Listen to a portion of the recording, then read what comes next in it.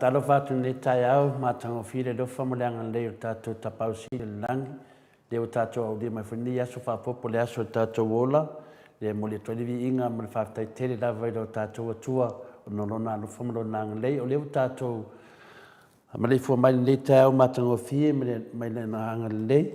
le o manatu ai leo le muli atua le nganga fia mo le nganga faafetai fo livi inga i le tua faafetai tele lava au te le i pa ia fo si o tatou atunu i Samoa le whiunga le atatino te sa me se foi tatou malo whauria ia le whetalenga ia fiso tawanaki mai lei whamtua inu mai lei ia mai pe whentua tu i nei tatou poklame o na whapenana su mai le whiunga ia fiso ne tai au patatano foi tisi o me alofa tau o foi ina le tua ia te ia wharauroa me si o tatou atunu le mo mua pea o na mamori ia le nganga fifia me le nganga whaftai whatalo whatu le tatou atunu pele ia e lau whenua tofi e lau whenua tofi le atua le au whenua tofi le atua mo latou whale tua i rupe whaalele o tala lei ia o ona le atua i sunga i whawhenga taulangi mo latou whale tua i whapea fo i ao whalupenga le pa ia maurunga nawa lea si o tatou atunu mata mai lau whiunga lea malu le tatou malo ma lau masiofo whapea fo i whainga malo lo tu lai mai nei le whiunga te mai tai palmia whiunga ia fia me Naomi ta afa whapea fo i latou whainga malo pea fo i le whiunga le tia tu le epa ma latou whainga whawhoi le tapipi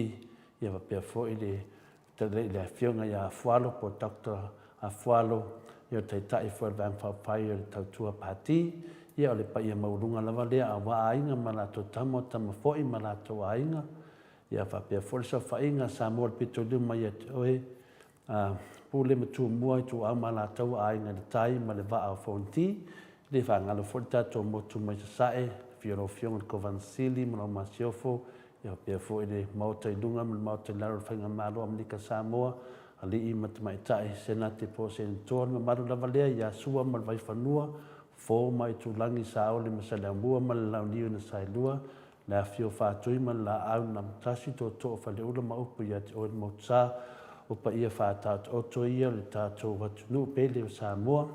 i le ngawha tau di maina lava le tātou pokalame pe i ona whai atua i te leo temi pe o se tau talanga pe le o se tau talanga tu mau na wapa ia malo si o tātou watunu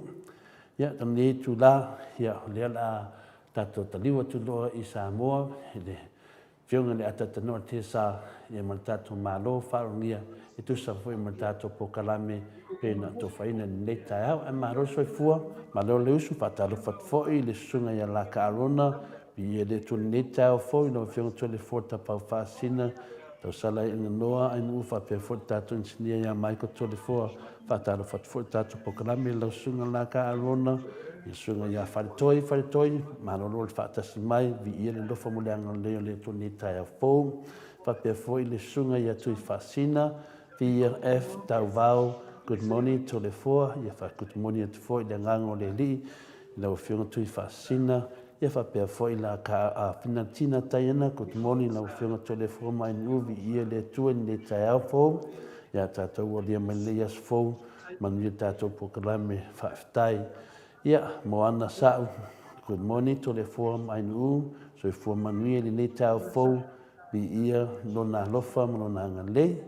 ia fa pe fo ia tina tayana good morning ia brother atatanoa i Samoa they already mai ia atatanoa i Samoa ia wa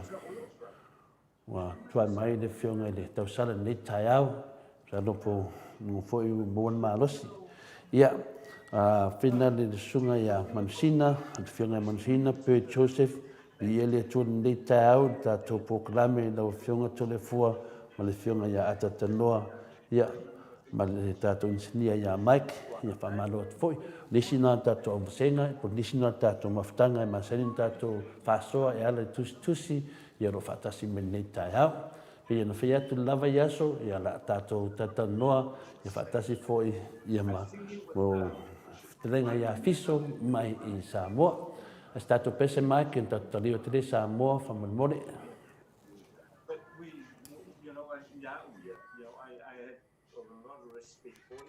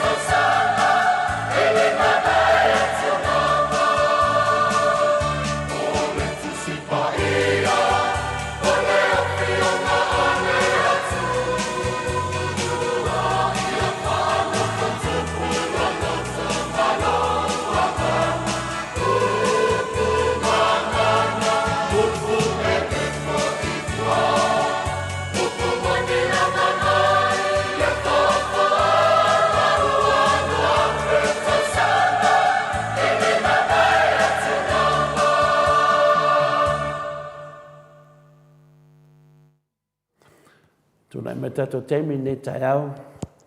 Lea ua 25 minute ua te aile tula e fitu i sini au se talia nei. Ia te manatu lera tato taliu atu i tato pukalami Samoa pe masani ai. Le tula ia te leo leo ready mai ia le fionga ia atatanoa te sa e whapea fori tamaitai ia fiso. Whatalofa atu i laua fionga lea atatanoa te sa. Ia te manatu ia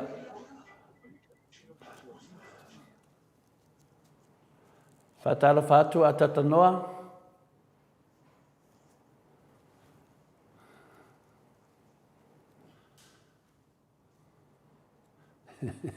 Whatalofa atu atatanoa ne tai au.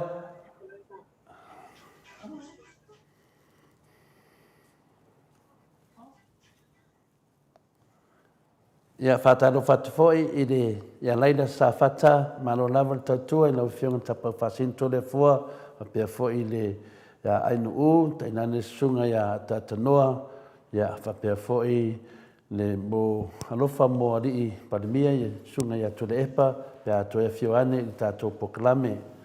Ia whapea na foi na no fatu tato pokalame i lau fionga laila sa whata ia langanga nawa na tasi ia tonu lava ia tu mau lava le fionga le te sili atu le epa ia alo ia whamanianga le tua ia whapena na fsoswani le ngai al tātou malo i le temi i lalo le whainga malo mai te palimia ia fieme malato vaenga ia leo vedi mai le fionga ia atatanoa te sa mai Samoa whapefoi le tamaitai au le ia fiso o whapena o na whatasi mai ia leo tu wawaai mai ia pia na te nganga fia ma le nganga whaftai tātou pokalame al moto Samoa o vingo le tu mana paanga ia leo tātou Maleifua-Mai i se tūlanga fo i re masani ai, ono o tūlanga fo i a iei lava ni mea e le lei mo si o tātou atunu, e whapena lava on tamu whaida whiunga le atatanoa te sā, ia ma tātou Maleifua-Mai i sini au se tālia nei, e whapena ona tamu whai whamatala atu, ia e iei lava e au ngā lava mo nisi, ia alo whapena anu whafunga mai, a nei tū la, ia o te loa leo seki mai, ia atatanoa te sā,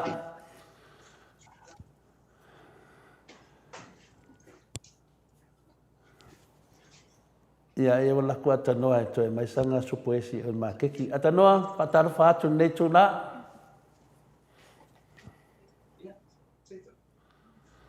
Ia,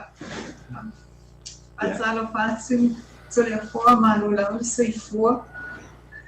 I. Ma lo soifua, ni tae au a lo fionga tole a whoa, o a mna tua o a mna tua vai, ni tae au. I. Ono seki lava paul mea de vai atu e te tusa lanu o ma ofu ma tamaitai ma lo wharongia le fionga ia tarainga le whina le tula whale li ia fiso ma lo soifua malangi manuia patalo whaatu alo ia tato ma lo wharongia ne tae awa tanoa? Ia, whaftai fwoi nei tae au, ia le lofa marang le reo te pau le langi o tātou whenua i le langi mamama le soifua mau, tu maurunga pēr le au ino masina i le tātou o tunu ui New Zealand, ma au se tāndia ia o Amerika i le nei tae au. Ia mātou te whātaro whātu, ia mai le whatu o tau langa o le tātou o tunu i Samoa nei ia pia. Ia, whamaro atu ia le soifua ma le langi mamai, whātaro whātu aro i atu, ia i le manu maurunga o le autustusi a le tātou a porkalani. Ia i ngata fo i le nao tamama tina mātutua, ia o tātou po ia pia i le whaiva o tātou tunu i le aso, ma le aso, e o tātou whailoa i le langi mamama, soifua mau i nei tae au, ia le lofa malang le o le tua. Ia mātou te whataro whātu i nei tae au, ia mai e le official tour tātou le tio nei ia i le nei foi tae au fou ia le lofa malang le tātou tapau le langi ia o whawhiso ia maro lava le langi mal nei tae au maro le soifua maro lava taua tae ia al whai mai foi tae au fou ia manuia mea uma ma solonga le lei lava maro whaftai lava le nei foi noa Malo, ia, le tuna fo, ia la fotulo i lau fionga, ia, awa fo ia le tātou porkalame i le nei fo tae au, te la mona, le whai la masinga tita o le fionga ia, o le tofai a fiso le nei tae au, ia, a tonu e whai ia wai le ngā le pau leo kaku whilo inga ma fiso. Moi le le. Fo i le stei, fo i e wha lau ilo a tini pēr, ia lana ia fo'i tau tua mana au nanga o whatinuina i ni fo'i taimi. Ia peo le tulanga na mai moa toa ma vava ai ak foi suru tino ata matato malo ia wala foi na ia e te tantona la. Le nganga maurunga lava ia mo i leila sanuanga le ata tanoa te sa e fina le mea whapenei o te mi mua lava. E o te misilina tāua, te mua lava o te misilina tāua, tō whinga ngā me da nganga o le li. Ia, leftua mātu le vi inga o le li, i lena usu ina atu. Ia, o e whātatau lava le upu fola le li, le upu mamana. Ia, e lena manatu, i nei o le a fola mai le tō whai a fiso. Ia, tu langa fo i o se anga lei fo i ma se mea rofa le tō tuina atu ia te ia. Ia, whasoa mai tātou atunu. Ia, e lana manatu maurunga fiso nei tu la, ia, tuat ni evanoa te whataro whalo ia mai ai paanga masani o le pokalame o le Maleifua-Mai i sini Australia, whapea foi so toa tunu upele i Samoa. Ia nana tā matali, tau whamatala atu sina langona ua maua le pokalame, ma fuaina ami whapitola u fionga, ia, polau tō whawhore tu la whale li, e te Maleifua-Mai, se tātou, se watu nei whesili ia, pia matou tata noai fo i le vai aso leo te atu i la stofi. Ia, netu mi i atu fiso? Ia, whatalo whatu tori a whoa, lau fionga ia whatalo whatu fo i le mamalu o si o tātou atinu o whaafonga mai le nei ko kalame o whia lava o au mawai tu e wha ke lope ia patalofa atu malo le soifua manuia ia patalofa atu fo ia atanua ia ma le ko kalame Lalo malo soifua fiso whaafitai lava mo le nei fo ia manoa e whaaso atu ai foi ia se au nanga foi ia po se ati na e ua whaamanuia mai ai foi le tua I lo nei tangata ia e fia whaaso atu ai I le mamalu si o tātou atu nuu po ai lava mo ia se fiso soani ia o le a whaaso atu lava se mea ua au mai ia tea ia ma le nganga whaaloalo ia malo ia o le nganga lava na tau wha malam atu maru le tunu ia po le an mere watupu ia te le mere watupu ia fina le whai o le pā o le monga mū fina le maitonga le ngā pā maitonga tana whapena whina ngona le tai au o le alofa mo le anga leo le tua o lo tutu mai lava ia tātou ia tēli lava ni ngase o le tino ia meise lava ia le mele le tino I fafo tino e le o totonu o fafo le ai mafu ai o na o nau I le rawa lai ngatu vai o ruma le ngatu ia oio ia o ruma ia le la te fisilia tai fiso le nei tu la le a fafonga fole mo malu o le tunu ia me se fo ia pa anga masanyo nei pokalame ia o mono famtara ina le vai aso le o te afiso te lo foi le wono foi lo va o la salva la si le fafonga anga le tunu le tu langa o mono folfola ina mo famtara ina ia na tusi mai le o le se tasi foi pa anga ia ma umata noa wa kilinga pogi sare famanga le la no fai ato le ata noa ma nei ala le ami fa pitoa mai te lenga ia fiso sau se I famatala langa wa le fa mani mafta senga wa pogi sa atola tu fafonga ia ma wa ma ata noa al vayaso le ia mela le si le tuai la fionga tu la fale ali fiso o vai ana fena a mata mai si nei atina e matango fie ma nei atina e le leiwa ana fena a mata mai na mata mai lata sanga po wa leva na fai o leva to a mata ia wa leva na fai tu sa po o le sefulu tau sanga talwai na fai ai na fai ala na wa ia malo inga ia manai tamaiti fo ia le sa no fo ia tia le fo sa ofiso soani ia I le ato reitu whaaleanganga ia sa whai ana I taimi nana a matamai ia na o le whanuku lea moso oi ia o le na a matamai I na ia ona mana ia lea sa yai lava whanu ufo ila ia wai pe ma sa mike e kamai ia walua ia wa ma sangi loa ia wale umai mana ia e matou te o ala o ilo matou whanua matou ai mai sa ana kula e tele e popo ma leo ia e mateo ina au mai ai ia le popo lea ia ona mata I lola ia o le whainga o whanuku ia manua wa masani ia wa fia ia tamaiti ia ma whaasoa atua fo le wale umalavale leo mai e whaongane whanu ia o inana a mata mai ai ia ona anua lea tusala o pesa o whaatalitali lava langa na iai isi mea o whaia ma kaanga ko iaia. Ia, aile io ona I le taimi wa le lano ilo aina o tutu mai le tuai le mea lea o te whaia. Aile io I le taimi, ia tusala o mea I le tau sanga le wa te atu. Ia o ina loa na mata I loa na laa atu I lunga le ngate le moso oio ia ua whaopoko atu loa ia ma le moenga lo oio ia o le lemongrass ia o so atuloa male Maleifua oil o le ringworm oil ia papopo atuloa ia male orange oil ia pe o le orange oil pe o se mea lea tatifia ita ona manongi fo ilea o le citrus e refresh abalona ia manongi ia pe e calm down ai foi ia lo spirit ia o whaongalole o le orange e whai ele orange oil ia ona so atu ai loa lea ma le la au lea ta'u nei tātou o le tamalini ainga o le moringa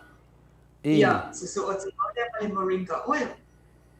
ia o oil slai a lewa iai nei le taimi le nei ai tasi le si oil lea se I whaasau le vai asu fo e ta'u fo I o le neem oil e tofu ala ia oil sia manatu benefiti e la mo le pa'u le tino pe o external layer le o le tino e te kea lava la le oil le ai mai se lava le moringa oil ma le moina lo ia ma le so o se uma ia oil sia ai mana na ia uma oil sia I le pa'u le tino ia se foi ia manongi ese ma e fia ia tangata ese uma lama ia so fapia ia fai loa ia oil sa ia le o te loa ia langa ese uma choices ma fili ngā tangata I tuainga oils ia ai uma oils ia ona fai ale ona fili mai tangata I manongi o lai fia ia ai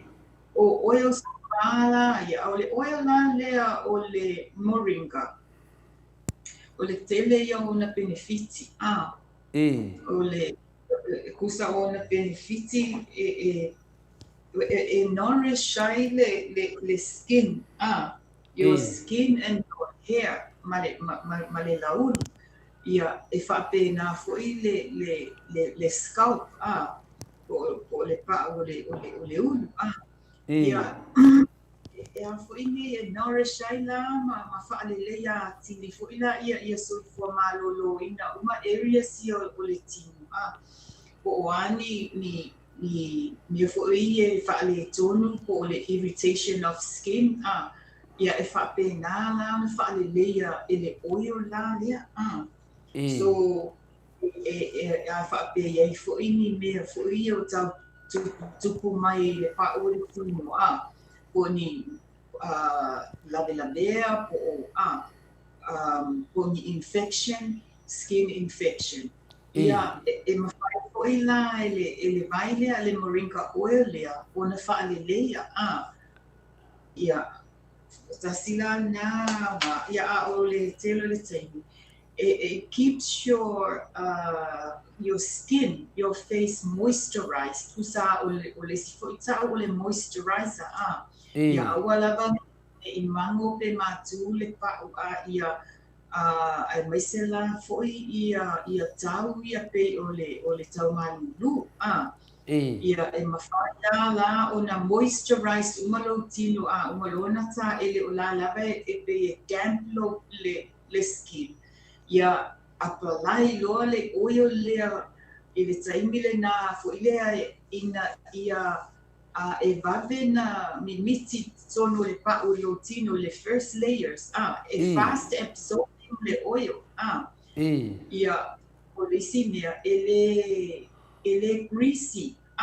e non greasy so e lunga light feel le lunga le skin ia e refreshing ai mana ia lo fa'alongona fo ina e ai lo tino ia e moe no lai le po ia la wo fai na luenga ale oil e moisturizer tili ai lo le pa o le tino ia matu e fa'alele ia tili and keep it moist I taimi uma lava ele dry ai mai se ana le winter dry fo i pa e pe yo so ele mangeso ia so fa'alele ia la ele oil oil lea ia le skin. E mawhai fo ina apply lo face. Ia male ulu. So pe o tasi na benefiti o le moringa oil. Ia ai afa pea lai apalai ia so uma fo ina ia. Ia e te whaalongoina fo i le smooth. O le la mole o le pa o le tino. E feel healthy, very refreshing. Ia mai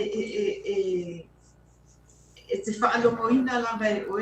le swinga. Le a whai so o ala, ia e whai ia e mawhai ana pepe atu wai mani si mea fo i le o laita oso mai i lunga le pa o le tino.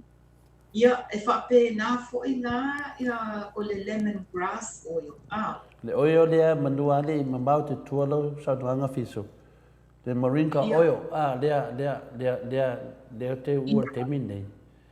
O le oil la le ftua umana I whamataraina nei. Ia. Le oil la le te whamataraina nei. E te le lavalona ngai iso se mea. I le ngata I le laulu. Ia, e whape nā fōio na ieina I me whina le nei fōringa whina le ua tu lau whawhonga anga lea tunu pe ua kau veke me whina le ongo o le vevela le la o le vevela le la ia po me masangi fu ia pe lea o ngā il kama lea le nei whamtalanga nei ma taula I no fo I whafo le la e tau maruru e tau vevela ia pe ia o ngā il kama lea pe maru wai fōringa ia malo kingo a ko e finga le malu ai pe ke boe nga due le oil lea e finga le so swangi ko recover a ko ia ma be ke veke ia mangi me ia ka oso fa lava mai le kingo kangaka pe le nga ke le oil lea ia male lau I se tanga mai fiso ia ele ngaka foi na I le moringa oil the coconut oil itself, le coconut oil, o le virgin organic coconut oil, le carrier oil na le fai whakasi ma le moringa. E iai fo ila unga ia benefiki whapikoa. Le coconut oil fo ina, e cold pressed. Ele se oil le whaala I le la. Ele o stripping ala I le la I o ma nutrients. Ang kuala o le coconut oil yang kako feola na ya o le coconut oil la famu Samoa la pa ngai o kako makua e uai ia kingo kamaiki I nga vai kau back in the days ele ingi medicine mamao mai fo ile mai fale mai vakumi me fai ia mo o kamaiki ia o le famu Samoa po ia ngai lo ma ua ia kingo ka mai e pepea I lava e pepea ia po uma papala me whape ngai kingo e ka mai so e ka umai I inga o le kele ia o natural remedy le ko I le coconut oil itself ale keini nga o lai whaala le whamu ale keini na le nge o le coconut oil nga it's virgin organic coconut oil ele whaala inga so ele strip away inga la o ma nutrients ele la o ngai intele le kongu inga so e makua ke le ale benefits ko I le pa o le tino mea la nga ia koe whaopokolo ia I ma le moringa e iai fo ionga ia benefiki ia o le makua superfood for the skin for the body because o le moringa e popular ke le Asia ma Africa South America ia Malaysia maenga o le Pasifika ia e ka ue isi kanaka o le superfood for the skin ia po le miracle tree e whapenga le ka umai kanaka la wa le maseli na ko le benefiki o le moringa e originate mai in Kia so o le benefiki la nga o le la aulea e ka ke manga o la vai i inga Samoa ia kofu le inga malanga la ia o ia lau ke kala mua aku ngā o le benefiki o le pa o le tino ai o ke le kala mua aku la i le moringa powder le moringa powder ngai e ko mai o ia o le kamana le ngā ke take care ia internal organs o ko kongo le kino a fo ini whaongana ia le powder nga awa o le powder nga o le kele fo ia o ngā health medicinal benefits nga ke reduce pe whaalalo ia le suka o le diabetes ia e fiso suani nga le pauka nga e whaile i neri nga ia a fo ini o le sike whaile e nga ke treating fo le asthma le asthma ia e protect fo le pauka le nga ia le kidneys pa ia ni kidneys disorders pe ni kidney stones ia e detox le moringa powder e clean o le si fo ia nga e cleans out le moringa powder le liver ia function per le liver ia o improve for na le moringa powder ia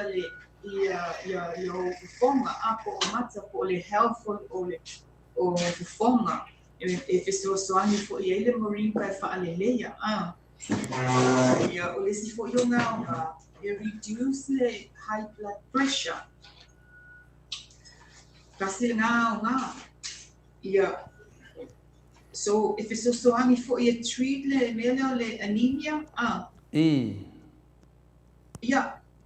ole kele ia ai din ka paule o benefiki o le fai mo no fai mo o lau ko le keni ai ole kele ia o benefiki o le treat it's loaded with vitamins ole kele vitamins o le moringa le so afa ona le papa ia pe kasia e amakai fua e pulea o pe amakai se half a teaspoon e sprinkle pe lulu i lunga o lau smoothie o lau cereal o lau supo lau stir fry salad even your coffee o le ala sip drink em faina e kamo lulu ia umia ai each ia so ka ikasim faina e lulu ia awe manga wa a fo ingi fa kele la kiki ia faina na e lulu ia ile teaspoon faina le aise taste ma losi fo ile le powder pe a lulu ia mea ai it's almost kele tasting ia ele o outside fo taste o mea ai pe a lulu ile powder o le mana ia ai mana ia o le kele o benefiki ia nga e anu ale e whaia o whiau le aso. A leo wa unga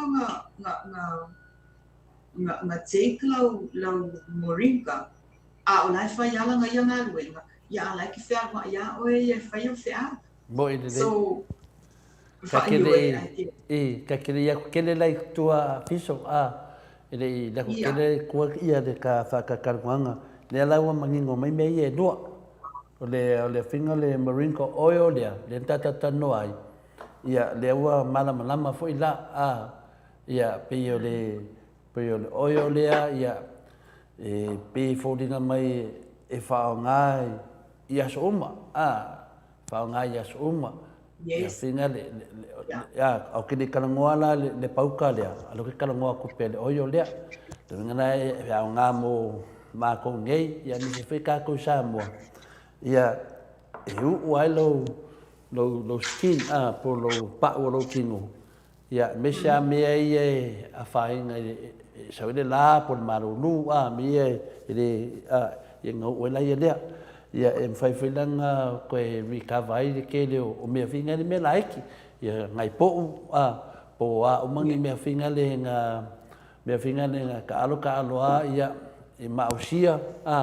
Ya, saya ya mai ka ko finga me fa mai ya sui long sama vai po wa ke dong ofia kwai e lai o vai po ula ngi o e wa long sama ke de po sui ke mi ngai ya saka vai ya sui ya ke do kwar ke me ki po wa lam sa kamala dia ya ke kangwa o do ki na le ala ka ke le ku le pauka i lo nga le pauka ala ka ke aku ala nga o yo le kusana o yo la lea o lo ku whakasele o yo Samoa le ngai fitale nei fiso masisi o yo o sao lea e luangi o angi mea le kongo o yo lea ia ole oia la ngā moringa ole virgin coconut oil ia male moringa pawanga ioi pawanga ole ioi o oils umanga e ho foi la le lemongrass oil ia ole virgin coconut oil foi ma le lemongrass ole coconut oil umana ia base oils le haia o ki whaunga lava le virgin organic coconut oil it produce umaya o oils pe o la o carrier oil langa o la o ngā kaula mea ka iko le coconut oil and it's available here ia ka ke fiafiala ka ke koe fo ia e whaonga lava ia ingredients ma mea lai e maua lava le loko i whale a Samoa ia e o le ke mga o we whaonga langa o ke loa ia ke le benefiki o le coconut oil ka kufiola mai aka ko ia o fo i fua mai le atua le coconut moka ko ia Pela ka ke mga o ai koe fo ia whaolaola mai te ane ia le coconut oil le o mai kele o na benefiki e ian ia le lao e luala oil le kongi e le fangu lea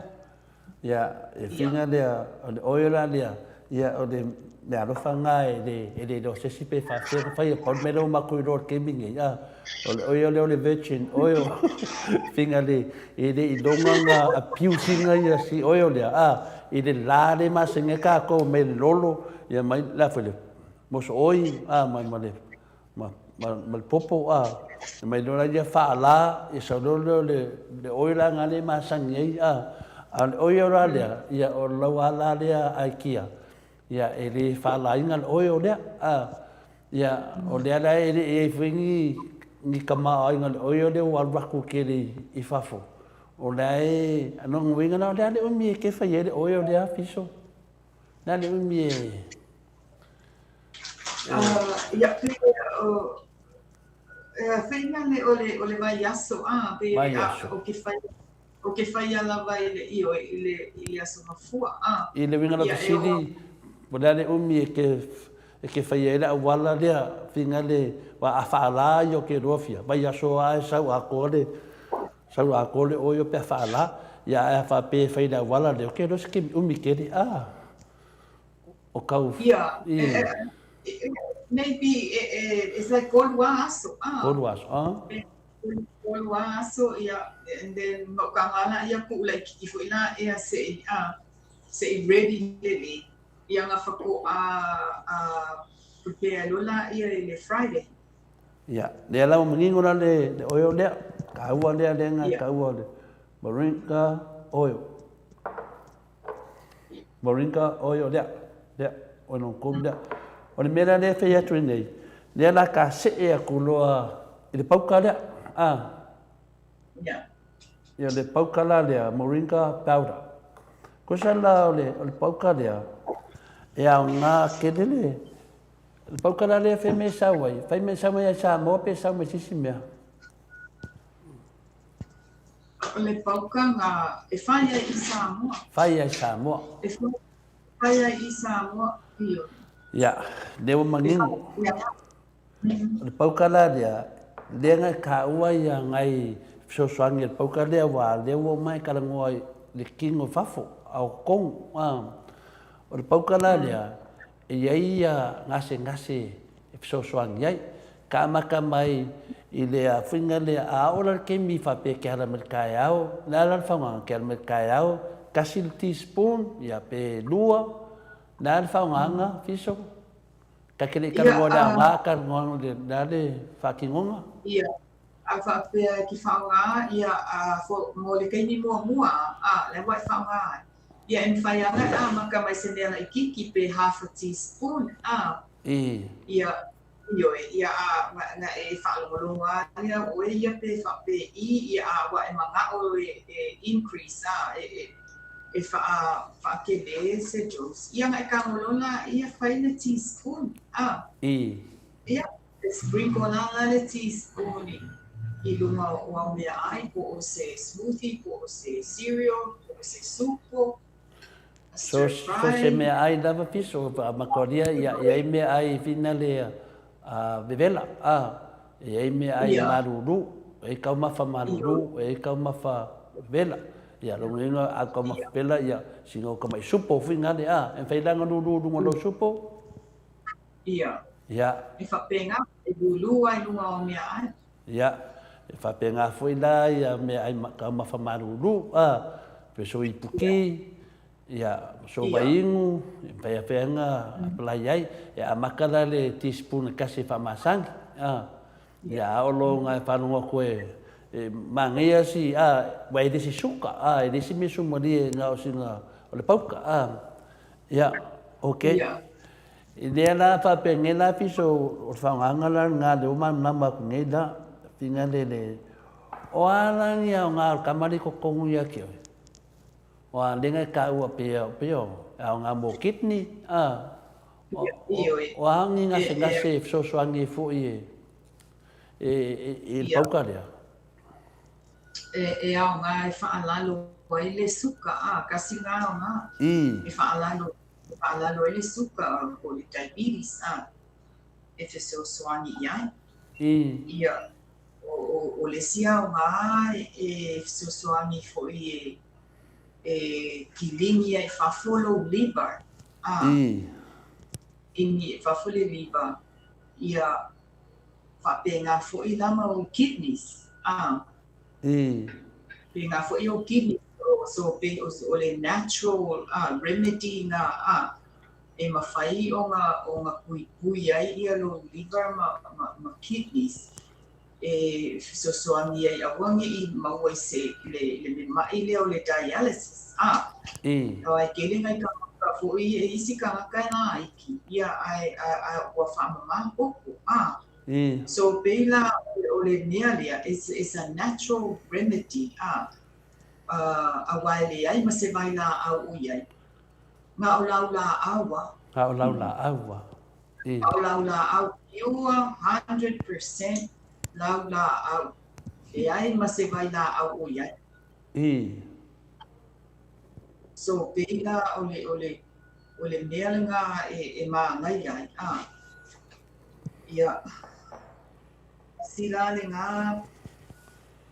it's more like for ina le ke le fa pe ki fa kali se e mai o nga te ona i o le pauka nga le ai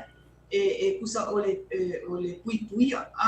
it prevents it develop loa sau habits o tau mawhai o le pauka nga e kuulunga o mea ai ia kusa la o la ua e mawha o e pui oi ai le kai o mai ni nga mea so e kau mamao la ia whaamai ngā mau. Pe a whai o leo ua whai lau māsangi lea o le teiku o le pauka. Ia ai kele ia o ngā ia ngā whaamakala. E ma whai e ngā kā o fiofi ai ma pui ai i ku ese o le kimo. Ia awainge i maua i whaamai ia lea e kele ia ka kuka ngaka ua maua ai pena o le suka ia o le koko mawalunga kidney koko mawalunga le sinea ia o le kidney lea whaamama koko so ai pe o le mea lea e natural e pure organic e le ai ma se vai la au o iai o le fo e maua i kongo ka koa kumu ia pe o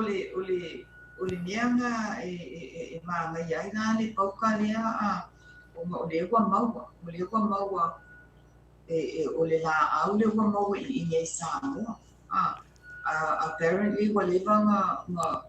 nga fai mai nga isi aku uia nga makamai ai ia ape o le fa ko aware ia le kele o Samoa ia kasilanga me le fa ala lo ai le high blood pressure ia le la fiso wai longo winga la fiso o le mo kwa ke le o le ngal pokaria yes yo e le fai le inga ia kausanga aviso pe vinga ne pe ke le kiki pe ke makua pe ke fa stoe pe ke fa lo o la lava ko inga kausanga ke ai nga ke le ai ai se lau pasenge o lau la awa Samoa le fai mele pokaria lau la awa Samoa se lau pasenge sorry fa fe kai afiso fa pea kai le fai ka ko nga fai ni me fa pea fa pea kai e yo ke le ame o kun ke kele ia ke le se ding ando ke vai ko le mal nga ma le songa o lo tele nga tu la fa de o le manga ia lang me makal me lang me makal lang wa lau la au Samoa ele ai foi só preservative ele equipa esse life shelf o le poka que ele fa como ele fale o lua que ele é o products fa penga ia ku ua ia preservatives o le preserve ia umianga ku ilunga shelf ele fa uma produce ku shelf ala ku kan ka fa ka le kai mi nga e si me umia olai ele ikau kamera ele ai la se lo moving olai pure so yo vela ma ai la ngai 100% pure even se preservative ele oia so kama ngai ke ia nga o kam faia awava nge ese vai na o luka ko mo fu Samoa organica ia kele o fale la mala ku it's organically grown ia natural ia ka kele mama ia fa pengi ia mau ka usanga kele o ke ia al vai taula ni ia e mo ko kele ai ka ngaka o si ka ko ua mau i fa ma i le anga ia pe o le suka o ko mawalunga ia o le cancer e o fo ina le cancer e se soani le pauka e o fa mai kele yo isi fa ma ia e take care o mai le pauka le la au le moringa pe su e fo ina ia ele yo ele mafainga ka ko lau ma mi but o le mea nga le nga ka o ka maka o le superfood o le miracle tree o nga o le kele o nga benefiki mai la ia vitamin o kele ko nga vitamins ese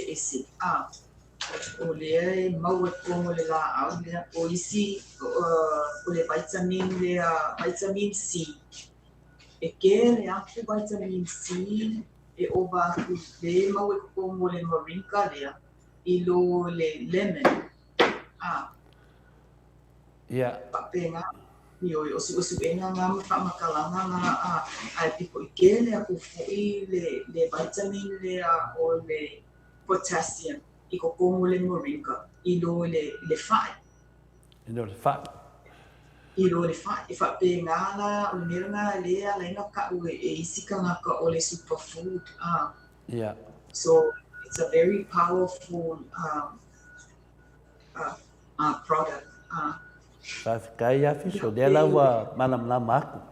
kusala o le kama lea o le moringa oil kama la lea o fafo kama yo fafo yes ale pauka lea ele se pauka mai sisi aku po se pauka fa pea nga fa kau mai lunga le internet ia po le persona po le pauka lea fai mai la vai Samoa e fiso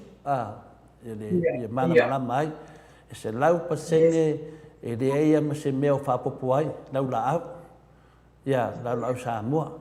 Wale mea ngā sining ka fia i whamakala. O Samoa. Ngā mai ale kua ia ka koka ngaka. I Samoa. Ia, mamfua ai mai le kua ia lau la au. E fofua ia ka ko Samoa. Inga ua waka apel lau langi finga le oro paperu. Waka ape whanga wale kua. Le rewa mako mai ngei. Pao ngā pau ka ngia kungu. Ia, po whea lava le kua langi le ke ngofu ai pe ke Amerika, po New Zealand. Ia, o iei whaina kou pauka. A pio le mea lang kaua kiau. O le pauka ale ia le kofi. O le kofi a kako ia o le kako lea pauka. Le fwe langu mea maka. Le langu le ola. O le langu o le ola. Wa ke le si pauka i e lang pae pae.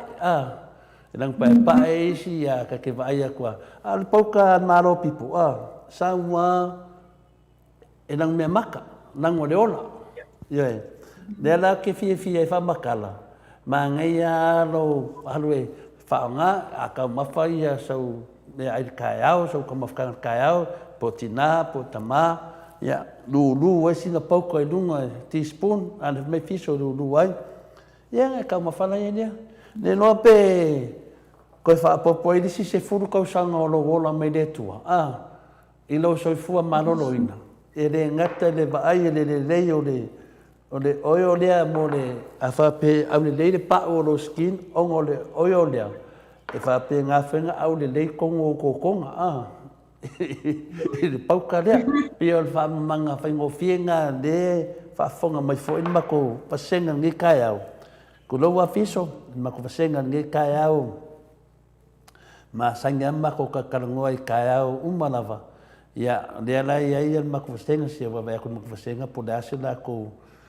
finga le asovale falava au fatalo fatu le fionga to le form ata loa mata to pokalame ni tai au ia ole tina tanyana so ik fa fala velave ia o faletoi ia fatalo fatu to le for fa pea ata noa e mai se le tato malo tina ya fiso ia malo fo so fu manuia ni tai au fo mai le tua Paula Banks ma lo soifua malangi manuia le o fiona tapau fasin tole fota sala in u ma tato paanga masani ni tau fatalofa ia o si tangata pans fatai de tua langi manino Maleifua-Mai Australia Samoa tole foa pia fudaro te sa ia fa pia foi te mai ta ia fiso sunga ia Mike ia tui fasinga ia au le telefiso de kiwa au leia oio. Piso, ia se o langono al matou senga. Vai lenga wa udunga al pokalame nei. O pokalame fai tele matou mal matou maftanga. Ia le fai ma kapa ko ai pe ingi me fi sini me e vinga ka ko vai. Le u fa mai tu fascina after bao ia ko sala o le ofiso mal le o de o oio ia mai. Ia talofa tanoa manaia lau whaasoa i le pō lea sa, tarana tui whaasina mo ata tanoa te sa. Nā ka rona, ma roso i fua maua, ia malangi e ma. Nā ka rona, po whemo o iai.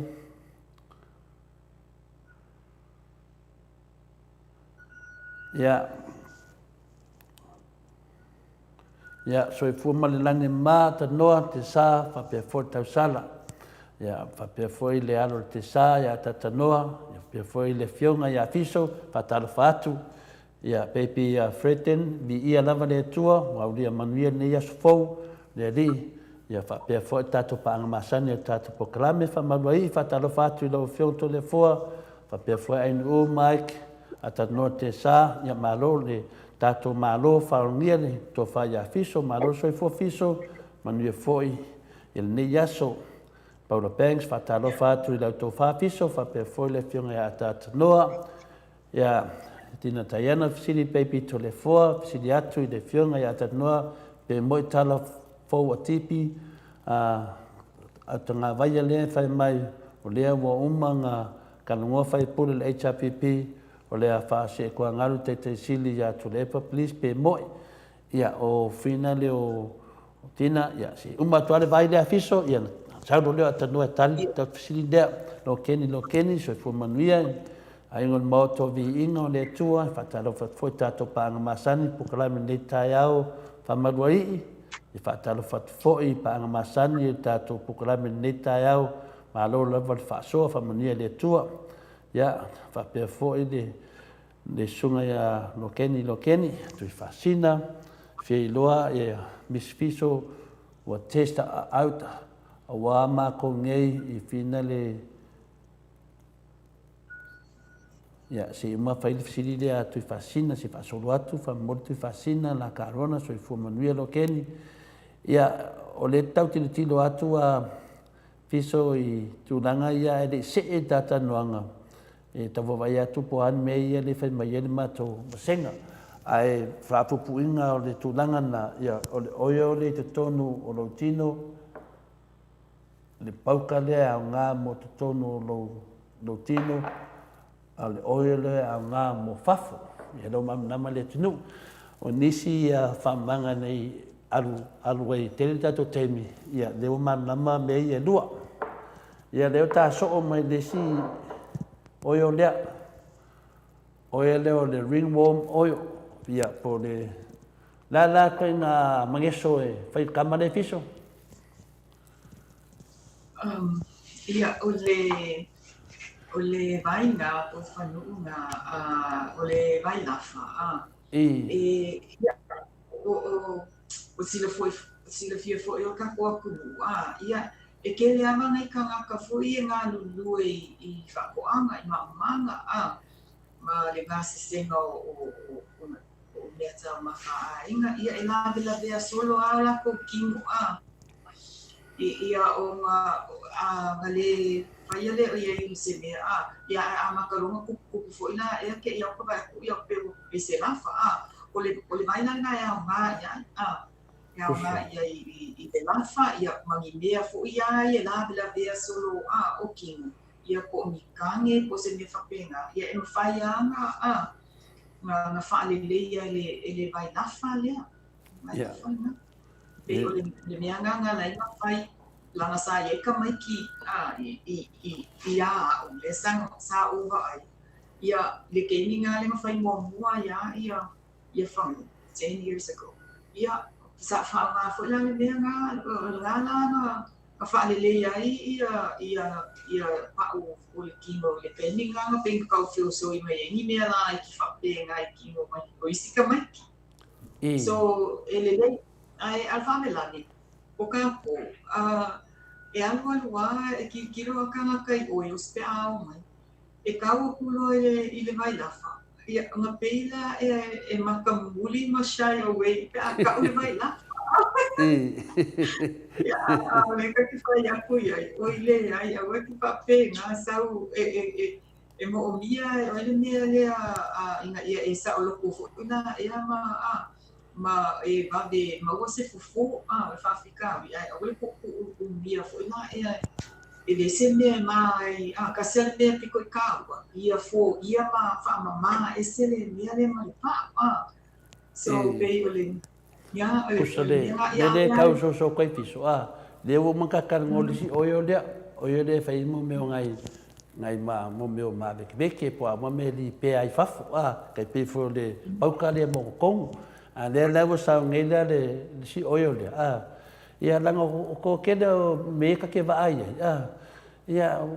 e son ka loke so lo e palangi ia ao le ku son ka loke solo ia ma ka ku le mea ia o mai de fala ia o mai ia mai de fala ia mai de kurin ia pe ka yang nai lava ia ka ko wa meang masangi ia ka ko ia mo le mo le vai lafa nin ka ai fo ia so ia mo me pe se paste finga le nga mai lava ia ngingi kingo le menga ele lafa ia vai akuloa ia lua vai ko pese masinga le langu wa finga le pese moon finga le asia o a fe do kingo enga ke ve ko pe o pa sport nga asia wa fanga fo winga wa ese si liars ngai do skin I finga le vai da fanga ia nga aru se kemi o vai ko si kemi nga kemi vai ko kingo kanga ia mo ko kusa le lang nela ko feko artamala dia ele se pesla amole oyo no vinga ne ki kangwa fai ai lo kingo ia ke vai akwa ele se mela sui fole lang ke vai akwa wa esele esele ia de afede de skin dia e finga de wa ma funga ku ro fa funga Samoa ia ele peda le pesle sa ka vai fai mai ko ko ia so ia ka ke vai akwa ia ke no ngofia ka nga sa pipi e se la fa lima pole au vai o fea ia ngingi dor kama ke o va ko pa lang di si au ka fa o vi singa ke mi finga le ango wa ese a ko pa o ngole mo la mal pa fo ia artama le ia da ke vai ku fiso yo me ko kia ngane mai lava fa pipi ia inga pe ia de se oyo ai le loa le so sanga por sa o le fiso ke o poki sa fo le mamalo le tunu o fa manga ia o le au nga o le fai na fa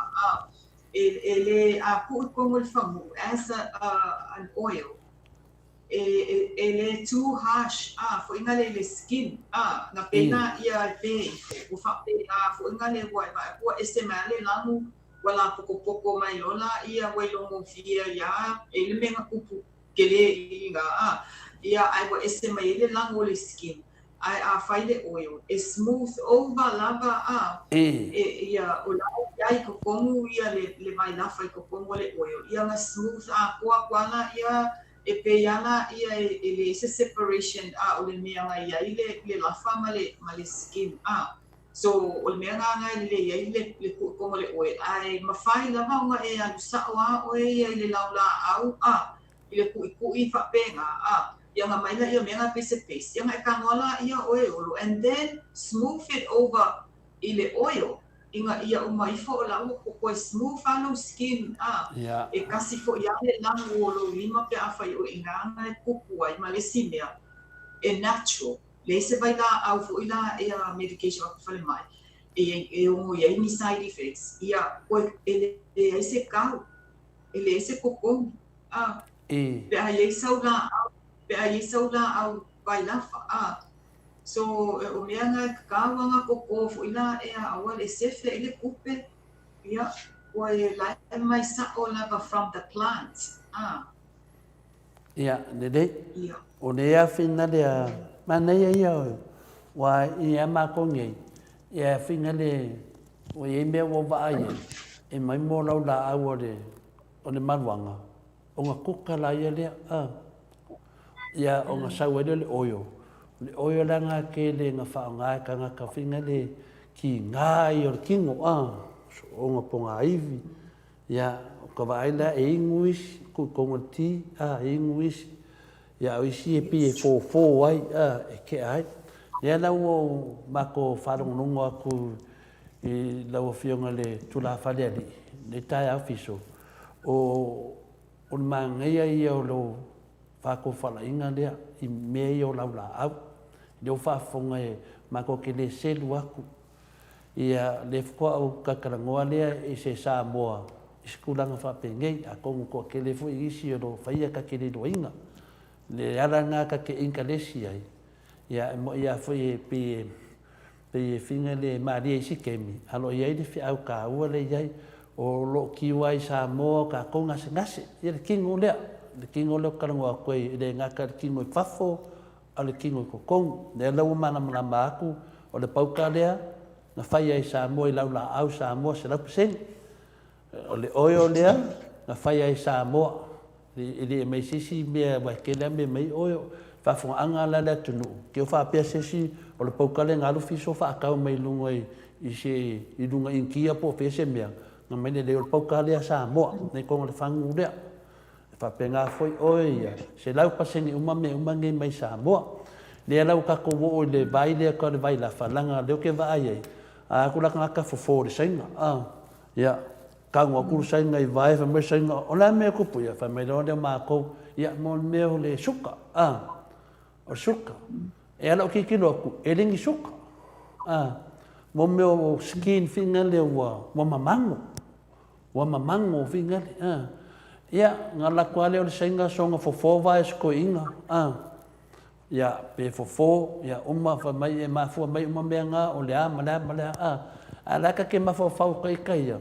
pio mele, pio le oio lea, le ma ko kele ma ko le nge i whare kongu ia vai finga le, ia ongo kulanga nga me mua le o vai fo mai, wa aku foi vai fo mai, ia e kele finga venga fo mai, e bak fa met fo mai ia, alu I e shaki le po le ar po maua oe le skin cancer, ia me umanga heso ia, ia laku ia mai fuala au ia o koko oe wa le ia ing o ngā me uma, a lera maua ia kako Samoa, kako wa fofo, no minga a whape o ia ka vai, whape o ka vai, vinga le mamango, ia si mamango ia mawhakare lea kuia, ia manga ia koe fofo le lo makua vai ko inga, mai i konga whau o vai me le oio Samoa ia, lea lai au ngai oio ia koru lenka ko iai, ia laku ala o vai ko inga langa mamango laflafa, ia ele se meu iai, lea fofo atina ki au umai fo, ia was smooth fa vai ia au, ia o pia se kala finga le ongo kako, pi makamuri, mafuananga makamuri. Ongo le nganga kako ia le finga me sia kako mi Samoa. Ale lai moa ia fiso. Ia oio ia, le ngaka e finga le whala mole eo, o lima, o vai, o fōringa, ia awange I whaingi fōringa vai lafo vai le whai fōringa, pe ia meni lano aoma, lunga ko pāta le finga le kusātanga, pe o ngāe ngofo e fwoi le koe ngā mai. Alai maua mai lau la au Samoa. Ia le ka o kisi oio e duanga o mai le ka whakakaronga fiso. Isi oio le ia le lemon grass oil. Nā mea ngā lea kama. E oi karinga pe. O le lemon grass oil. Ia o maa ngai a fwoi o si whangu ngā. Mai o lunga ia foi fragrance refreshing ia walisi mea remove le oil ngangi mea foi o lai pipi I le pa'u po mi po se dirt po angi impurities o lai pepi I kisolo le pa'u ma po loka ai pores mea whapenga lift esele ele lemongrass oil from away from the skin. I'm a clean side. Ola the skin for keeping it clean and smooth. Ma continue ale moisturizing the skin le algo le so aqua ola moist lava le skin. O le sifuila mea e lift ai foi lo mood lo spirit foi le calm ai lo spirit ia o le si mea keep away ai mo me foi le ngambu it's an insect repellent ia kasi nga ole oil it's very good for the hair. If you want to moisturize, you le ulu ma le scalp. So yeah, ole mangai ole oil na kasi na oil le. Yeah. Le ko kasi le ka oil le si fai ka waku ia makwasenga. Famu waku la paula pants mai matango fie mai fofonga o to fa ia fiso. O te talitonu iai awa sa o whanga aina fōi le moringa powder, le na it's good. O le approve mai Paula Banks mai o Christchurch, fina le Mena le mai moa tu malu le tunu lo la le me lunga tato pokalame. E o vai fanga kula ia fiso. Wa te loa mon sol si la fia. Ia o soi fu fiso wa o vai lunga o tausanga. Ala to te va ai tu lava tala vo mai o fiso. Ia longo vinga la. Ia le lava e ata to wa fo. E mana la to e tala vo lo wa fo dinga. Ia lo i tato oyo. Ia ka ko ia fia koe fia la iki. Ia bakulo o ia koe umale. Male kinga inga e kama fai e mai kuri mea pārangi. Ia e me fo de ako e seo fōringa. Ia tui whasina tau vāo wha mai longa winga o le moringa powder e kau mai ngā kui maua leo le pauka o le mea ngā lea o ke inkalesi e fia mamna mai. Please, longa winga lao le pauka lea e ngā kau marola au kui fiso. Ia, o le mea langa o kule kalangoa mea, o me ko kia ia fiso. Me ko kia ia fiso e le mwhainga, ngā whamakala inga, ia me ko kia lomakua e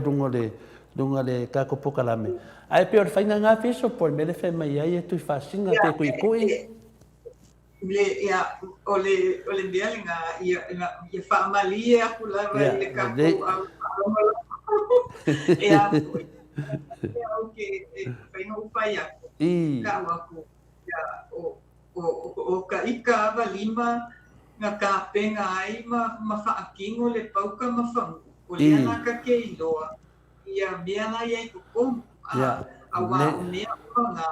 o ki whaonga anga. E whaonga fo i au ia mea ngā e le whaia fo ila ia ea ngā whaakau isika ngaka. I actually use those products on my body and for myself. Le whaia fo ila au mea whapikoanga o au ia e sengisi mea whai mo le malfo la tunu e inzalesi iai. Ia so alanga o le whainga ngā renga luenga. Ia e whaapauka lava e au koe produce out ia oil sa get it away and if you might get it products and try to meet your needs of customers so familia kuai no vinga na finale fiso wa uka ua i le mamaru le tunu o le matua lo soifua ia e malepe a kol ma fa fo tangata e mtua fo la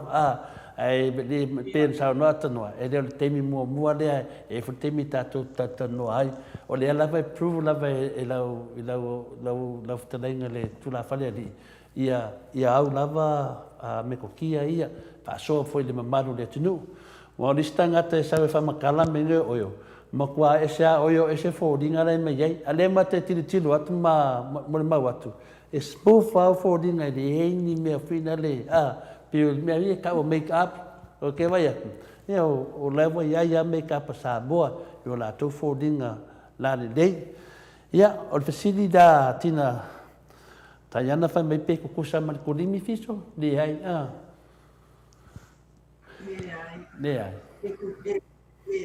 ole oil last longer longer linga lungo lo skin longer because ole oil is fast absorbing it absorb ala lo kimo it hang around ala le oil a first layer solo skin more than the cream le funga e kengi o kama we fai ia isia oils na like perfume oils why it lasts longer le perfume oil e umia o e fa'alomo inga ia ma e ke fa'alomo ala belo king le swinga pe ia o nga experience ia ese uma no venga la al kurimi pe ele umi kele pe le oil pe umi se kemi o nga duel oil ia le kurimi pe ele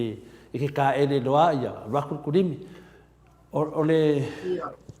le a finale o le kele la vor facility sa fiso e ingalese tangata va ai atu yo fodinga vai atu yo fodinga pe le tano oio ia pe fodinga mai o lo fa pe na on a work e se manai e ke kanga o e test mo o e ale batu ni maro le no pe tu nanga na ia ona o le o le ia sa no mai fiso wa le sa fili le mai malo lava ia o le si fili le finale a tu fascina le fa mai pe ola mea nga le ele approve ka ko protest mai Samoa ongo mea whapenga S2 goes through to FDA whapenga la le whainga e Samoa si whamatala mai ase tali fiso i tūranga i po approve ia mea i le tātou i Samoa po le per saule fasidi lea atu i whasina. Ia o products ia le whai lawa e uia from my experience i lo your grandmothers o kala ia le la o sawa fo ia o ke manga o ai koe fai koe whaunga and I want to go back whaunga mea o lo o mau e kumule lo koe whale a Samoa ia and hopefully I'm working to take it further ia o products ia le fai locally o lo ke concentrate more na o local market I want to improve more nea lea ai le ia mi fafu ia o le la ia fu ia fuanga e ave mai le lab to get it tested ia mawhai e lola ko label contents ma me whape ngā whangale ina ia meet ia requirements markets overseas. Pela io e ufuanga la ngā o lea la makanga ngā ia kuiai i le kausama fōme. Ia, le au nama lea pesiri le tātou senga ia o tūlanga lavanda lea ngai lungma tamwhai ngā fiso ia o tātou loa fo ia me whapeneina na maua e company te tele ia fiso ia mai loa melena i whamatana mai le whainga ia lo tupe lea ia umalo oe e whaasolo lo mo ai manei ia si mea lavana maua mai lava i le mai tua a sawa ai e fo i tātou nina tātou ale na fiso tātou mea tātou ia o tele au whainga vai teimine ia maulo se protest whapea ia te ia lewa o watu i tamasa sao ia e mui fo laka ia ngalo la kwa makala le whainga ia whailo lako ia ki pika ko ia ia tūlanga le fiso i o shonga ia lava lea a whina lea mena mo me ia no tua a ma oio sa whai au wa ai ia leo whau au me ia mo tātou ia whamanga whapupu na tau te leo o tūlai i tua atu. Ia, lea lava e manama lava tātou, o le whamanama nunga le mauto Samoa vi ingo le tua, a whai e a whaina, pe esisi e a whaina. Ia e sau sao lava ia to le fua le whamatana ina, ma sosoani e whalau i loa. Ia, e le whapea e whina le pungisa to le fua, whamai ia wharitoi, whaftai to le fua ma tanoa, mo le wala awina o le tina ia fiso, mo le malam lama o nei vai, whanongolongo atu manino ua sao. Le susu mai ofiso ono o rua ia o matata ne nefu ai lava falta talanga tato vai ma ne era pa pesu mai de fonga le tata notesa e sei fai tau o tu ele comendia faltoi o ma wale wa pogi sai ia lo five time le senga wai e fio mai e pe o mali mai foto fa le tu la fa le difiso ia le o mamna mai le foi o tali a fesili ia le la fa mel fisilia tu fascina po ele so se tau sanga lava fiso mai ai lai titi matua e nga uma ia me nei ia nga lava ia le oils nga ia male poka e fa o la ka ika ku la lo ia awangi i amakai ni ka mai kila iki fai na o le poka le for nursing mothers for nursing mothers ia ma afa pea batu lava fo ile fa fo anga le tunu afa pea sisi o lo tau mafai ia ma usi fa now ia I don't advise e whaongali pauka. Ai uma loa wa become a nursing mother. Ia au ngā fo ina ia ile pauka lea e produce ai more milk for the baby. Ia, ma ngia de whaafonga aku ia, ka ko ia wala sia ngā revo, whanonongo lei, koe ki korpo karame, ia, wake vave mo meo baby, o le pauka ia, o le pauka moko kong, paula pangs, ma lo lava tawivi, ma leia lau me alofa na mai le tua, fiso, ia o le oio, ia e whaungaina i tātou lava tangata, i tātou lava atunu, o tā leni mai le tua fiso, ma lo lava, ia o nai feedback nga mai mātou pina masenga, ia o Tina Tayana, ia maro olo manu, e ke lei loa o e ia mea ngai, whareanganga o le mātou masenga isi team fiso, e koe pinge la kou, ioi,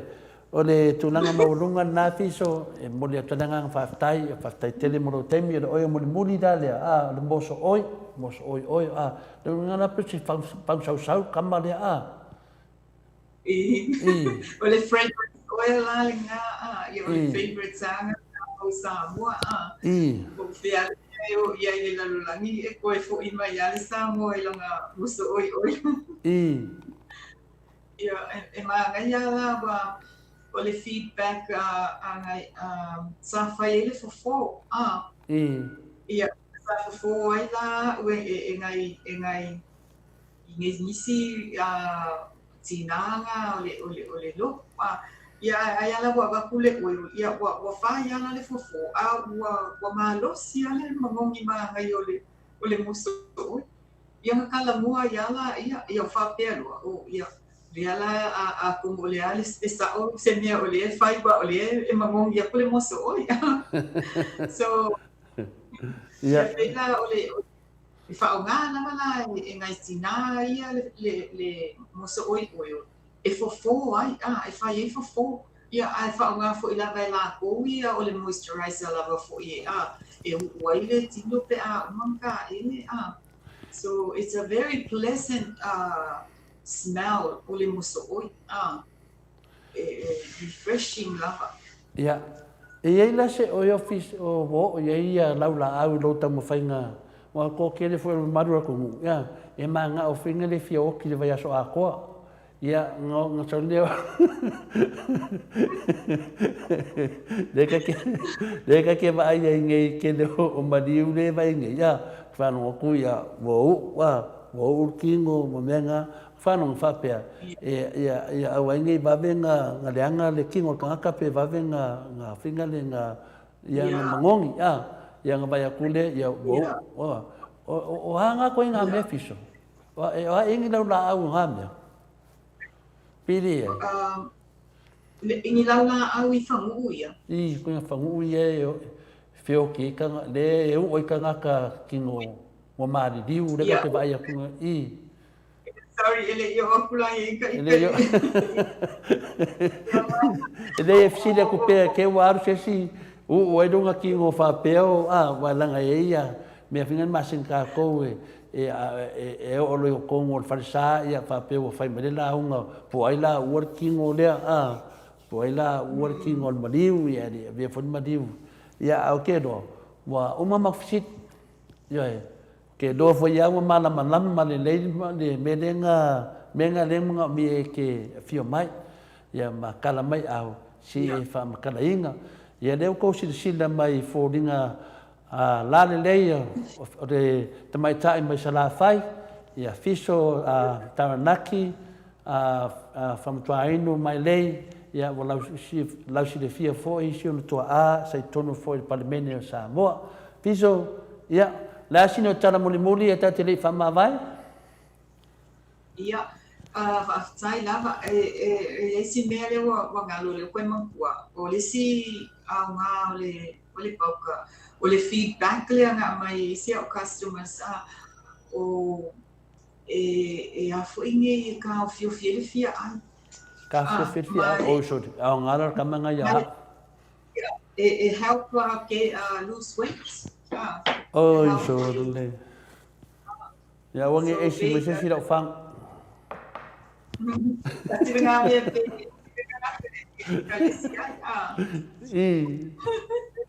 ia atanua ai whanonga kua e le fia kau mafa ia kamalea ia wa wa kun menga maka kapoka la meu kapa e wa ko kala po ia kamale fe me e ka fia in medio de fia kau mafa sa le fiso Ia.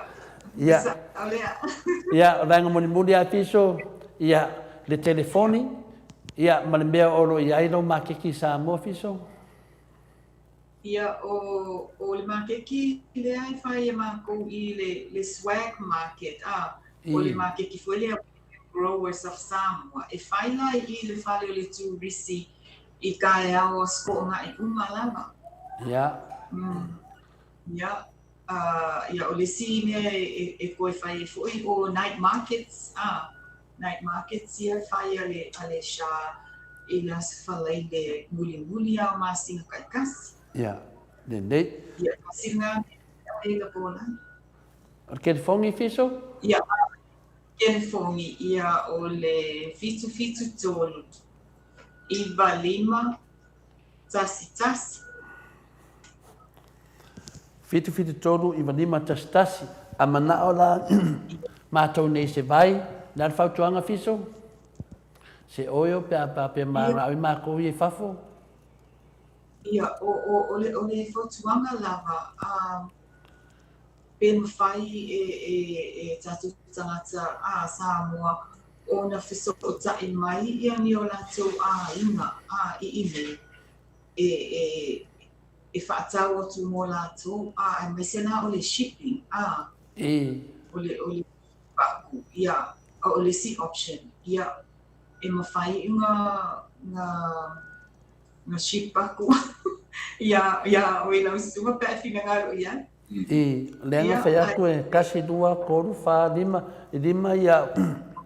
e wha uwhangu malau pauka le kasi denga ila fua mai lenga mai ngei le awhingo ba ai mga pasi manunga quarantine na Australia le la te aku e mawhai ngala fua mai al mele aku ngaru ailo fi ngaro fiso o le kau e la fua mai ai a o whangu e kaungofi la kau al le pauka le jai keminge ia o le pauka ngā le alu nge yamako e koru lima ka la tupe Samoa la kau o le oil le marinka oil e se fulu lima sulima tā la e a le vai lafa lea oil lea ia e kukusa umala oils kai sulima tā la ia nongo winga la kasi dua koru fa lima ongus fukala kasi dua koru fas fukala lima fukala ongus fukala mari korsu lima kala oe o mai nga lafu mai kia ia nongo winga e iwa su lima kala Samoa le aku ngalu lo fingalo fiso pi kaun ka kul me lafo mai ai lo le ia le ala mo wa aya manga ona wana ma ko e finga le e faise oka o nga bili aku le ia pe bili mai fo ia kia ia langa ia doi kwedo ngai kanga ka mangi le bili me kia o bili aku ia na woi loa le mamalu le kungula o kele fongi ia ngo kangola ia lea fai finga le ongor ke le o kupe alu e bili aku oi kasi nga sosoange le poka lame ia mwhai nengo kango whaatu wei finga le I lungo au ia sosoange aku mena nenge ia a manga o amako e mai le vai New Zealand po fea lava ia o ke ia pe fa pe en payanga mako ngia aku male me lafo mai le vai ia pe me nga e ka ai ama payanga organize me I ngā e aku ia oete e ka kongo ka mo fie te ia ai whai lava le mea o whina ngalo ia manga o fo ia la urgents le ni ia whai anga ngā kei le freight e le customer ia le lau mangingor kunanga fiso ia mga o lava nga kai la fo mai nga fangu mai Samoa ia fiso ia kongia o ia no ngovinga ka mai fiso de ka a ko lava mai vai fa kasi o vai fangu mal pauka ia fa kasi no ma de ka ia fa fa ngofia di sia wala e ngai ai ngai aku Samoa la ko fu ia ku fafo ia wa ku o ia fiso fa ka mai vai ia de ka ngofia ia ku le ko la ko ako modelo ia la to au ka ko ia Samoa ia o ngan menga ia fiso e de nga ko fafonga mai e tulis ia ngalo ia de faloloa fiso po na marketing no spot nga fa ka mai ai au ke ro fiso le bo uma me nga manga ma tanoa mana mai le malu tunu la ngo ma ua wo fa pong sang inga ia ka dengi le ia ki oi ia le da wa e ke su mai fa mama ia mo manga lo foi ma ua ma tanoa le ka ko au kuskus ka ko fa fonga ia fa marua foi ma fa manga vai aso de e fa ia singa ese senga mal fa manga e fiso de o vai e ko nei ke mi fiso e se me ko fiso ngo ai e moli mai yelo fa ko fa foi ma malu le tnu ia fa penga foi ko mos ke mi ka ko foi foi pensa ngo le fionga le atano te sa ia malo aftai e mo lama ona moli atu le fa aftai to le foa ia le to team ia a misile moto vi inga mo le avanoa e au maua foi maua foi ia me ia e fa soa tu ai foi se atina e ulo tam fai ia fa tai foi i le mamalu le atu ulo fa fonga mai le ni por kalame tai foi ia atanoa ia mai Mulia manua matango fi fu ko maua tu I ne ia wa faala wiloa tu ai fu ile le atina ene ia amanu ia tele le tua I luanga luenga ia wa moto vi inga ia mante mamalu le atunu o lo maua maile nei por kalame fa tai tele mulia manua tu le foa ia de dei fiso ia le fai mai le sunga ia tu fasinga po le fianga fea tu fasinga fia F tau vau fai mai fiso pe eso pito oi vai to muri ia fa pena lava ia vai o kenge mai o sala fai vai to muri ia na tu fasinga e le pito a ia o le fai mai a kango ngi ko le fo e fa ngal pau ka le mo vai a solo mas masoa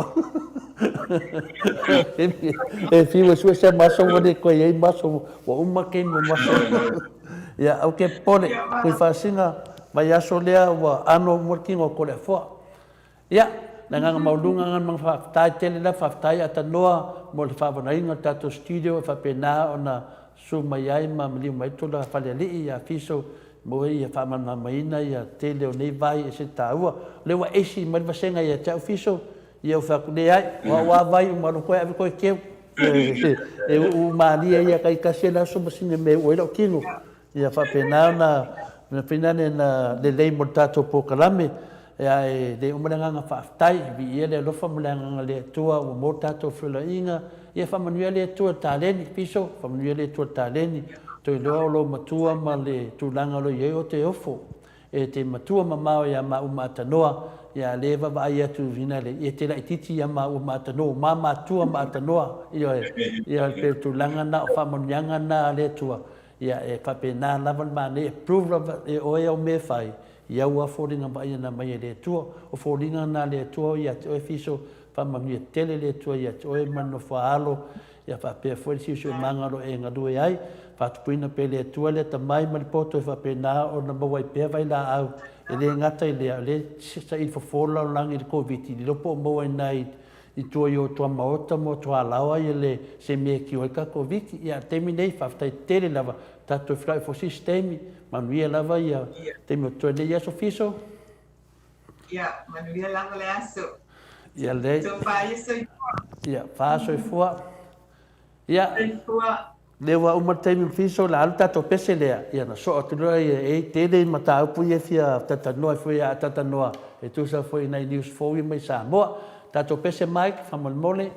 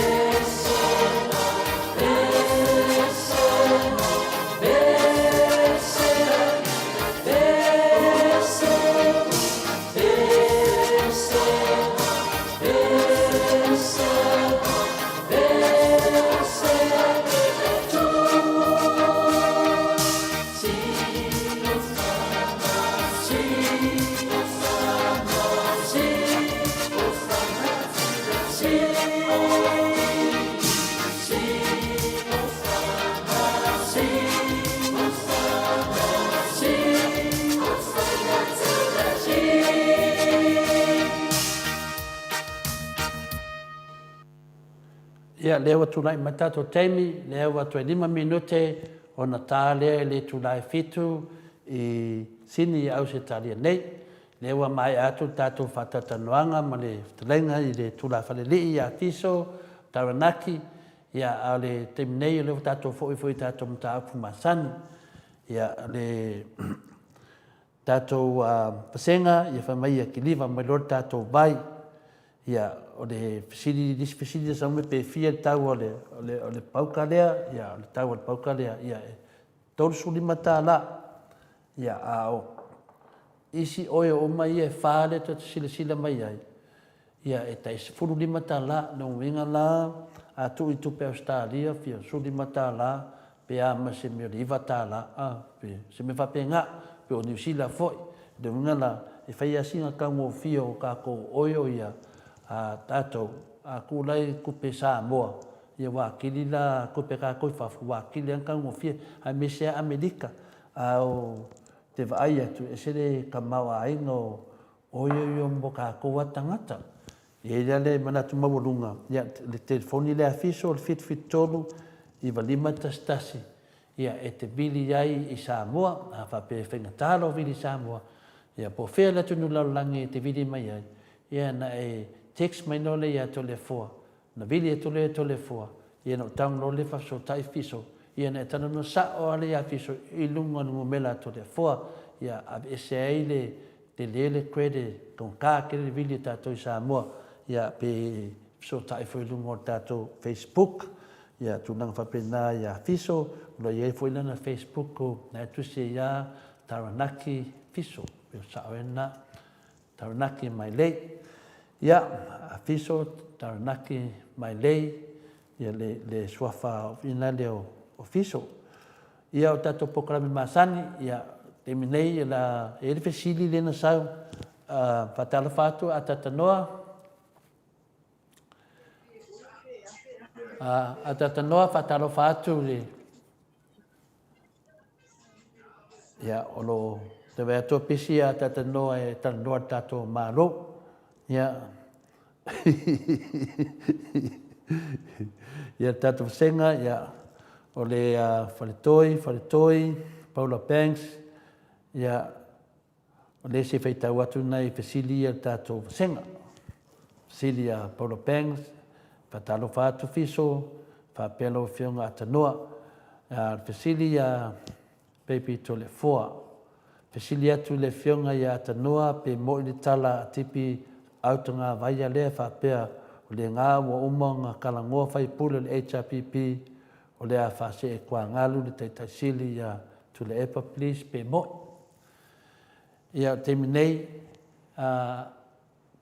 ia se I maua lewa noa atatanoa leo te vai atu nai pisi le titi mai ia le fionga ia atatanoa e tate li maua se whamtalanga natu langa whina le po le fisili lea Paula fisili lea lena mai Tina Taiana ia tate li maua se I so tai atu ia atatanoa ia o lea whina leo le lokeni so fua manuia le maoto sa movi ingo le tua papena foi whamarua ia whatalo whātu le tātou pokrami ne tai au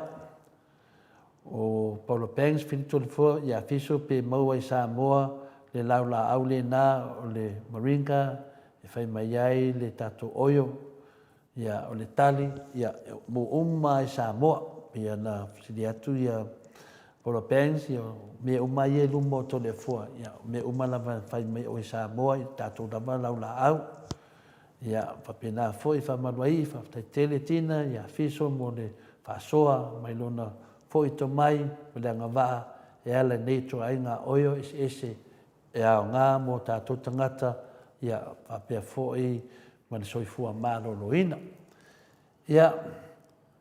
o te talitonu ia isfisili o mantali pe tusa makulimi ia ele ai e le te tusa makulimi o kulimi pe e le umia ia ao pe o le oyo e umi le fine le au ngā po le tali atina pe anu sauno ai ia tina ia fiso ia o le moso oi fina le o le upulasi mawala ia moni Maleifua-Mai whapea foi atatanoa ia o le fiatali le wal fesidi dea ai fara lave le o mo me atanoa Mike se sausi stato pesena se bili atanoa fa mole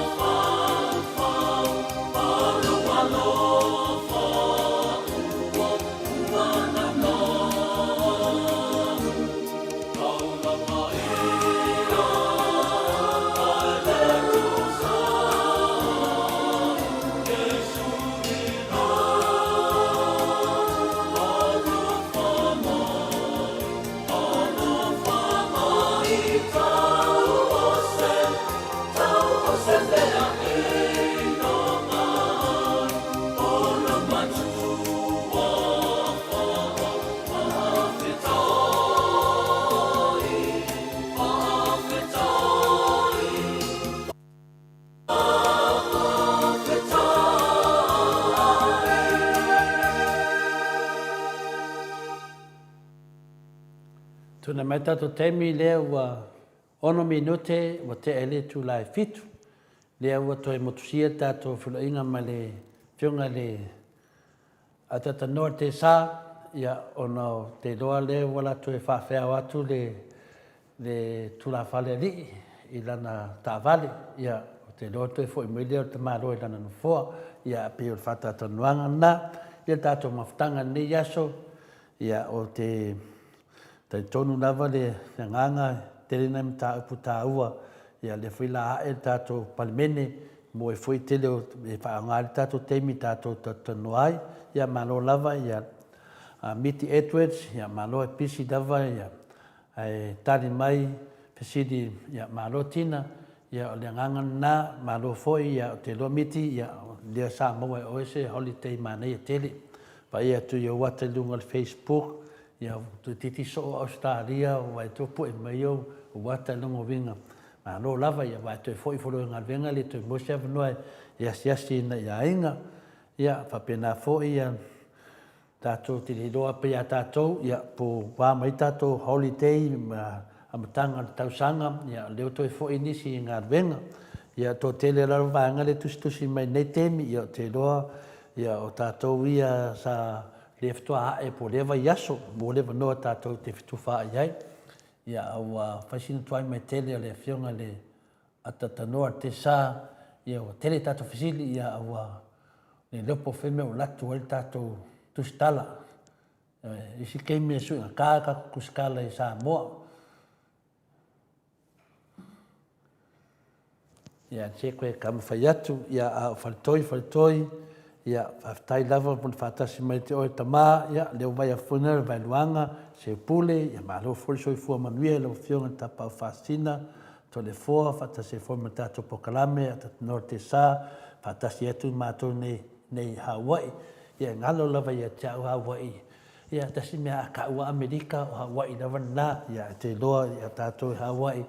ia te lopo winda tato po sama tato ia tausi au ni se maunga mu la talata tu ia tato ina pio na yuso nei tonga i wala tu le maunga mu ia vai luanga pa malo lava fatasi ma tato poklami ia o lese ia tilo atu tato maftanga i le mai tui fasina e fatai lava ia fiso malo lava fiso ia o tulanga uma lava na manea fu lao leilea ai tatu vasenga po e foi Samoa fa fonga mai nei taimi ia fa penamo mai tatu pokalame ia manea foi ia ai fa pe ia ise me alo fo le tua ia oe te fietu fa de malu le atunu ia mana ia fo'i ai mo fese vanua e te fia mai I te tātou maota Samoa vi ingo le tua tātou tatanoa mpaasoa matufa atu le ngata fo'i a tātou mai fafu I Amerika ia Hawaii po mele ia nei ia finale le se pule lefto a manei ana fatalofa tu iai ia mai luanga se pule ia ia foi ni tātou me whapena o lo whamanu ina fui mamalu le tinu e mawhai lava o na malaau ma tātou paklame tātou te whaasoa e vili atua lava tātou nei whapea fōi ia nei tātou anga ia wa maseki mai le whionga le atatanoa te sā ia le stofi le sau whese tasi o tamā whamanu ia whamanu ina nei o na alo I le tālonga o le lakapi I au te tele o le laulangi ia le opleki ia manisi au pinane peo tāleni pena nganga nalo tam fai e whaasoa tu ne nei tai au. Ia le lato I tāme stato pese le se tam fai atu le whionga atatanoa te sa wa fia mataina tātou tele o tātou mta upu. Ia e le mwhainta le noa tō tasi atu tole fua e le uma whaatulanga mai le whionga le atatanoa te sa mai Samoa. E on sa e mai tātou vaenga ia nei vi inga ia le tua e whaatatali ai le ko mai Samoa.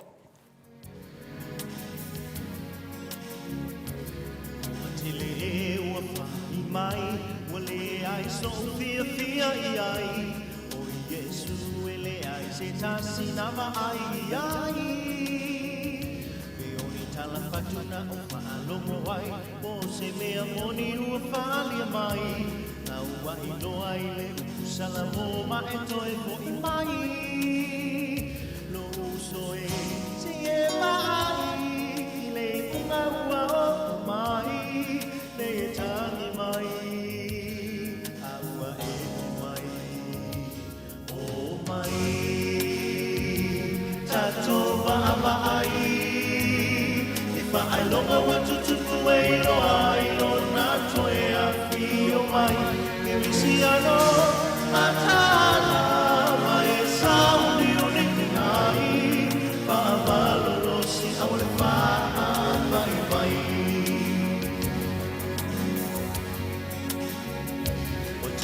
Tangata wa o mai le matela ina le fia ai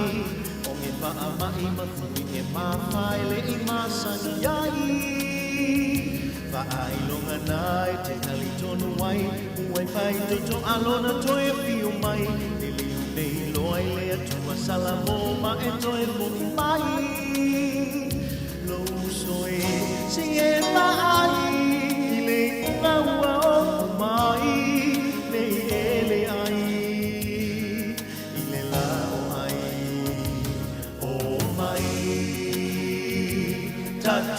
ama ai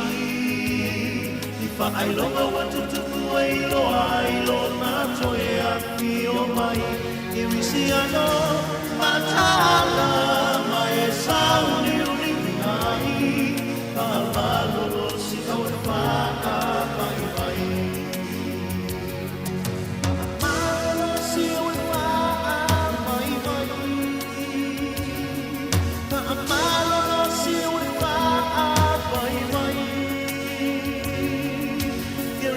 no matala mai sound you need ai pa malo si ore pa mai mai o ajele o fai mai ole ai so fia ai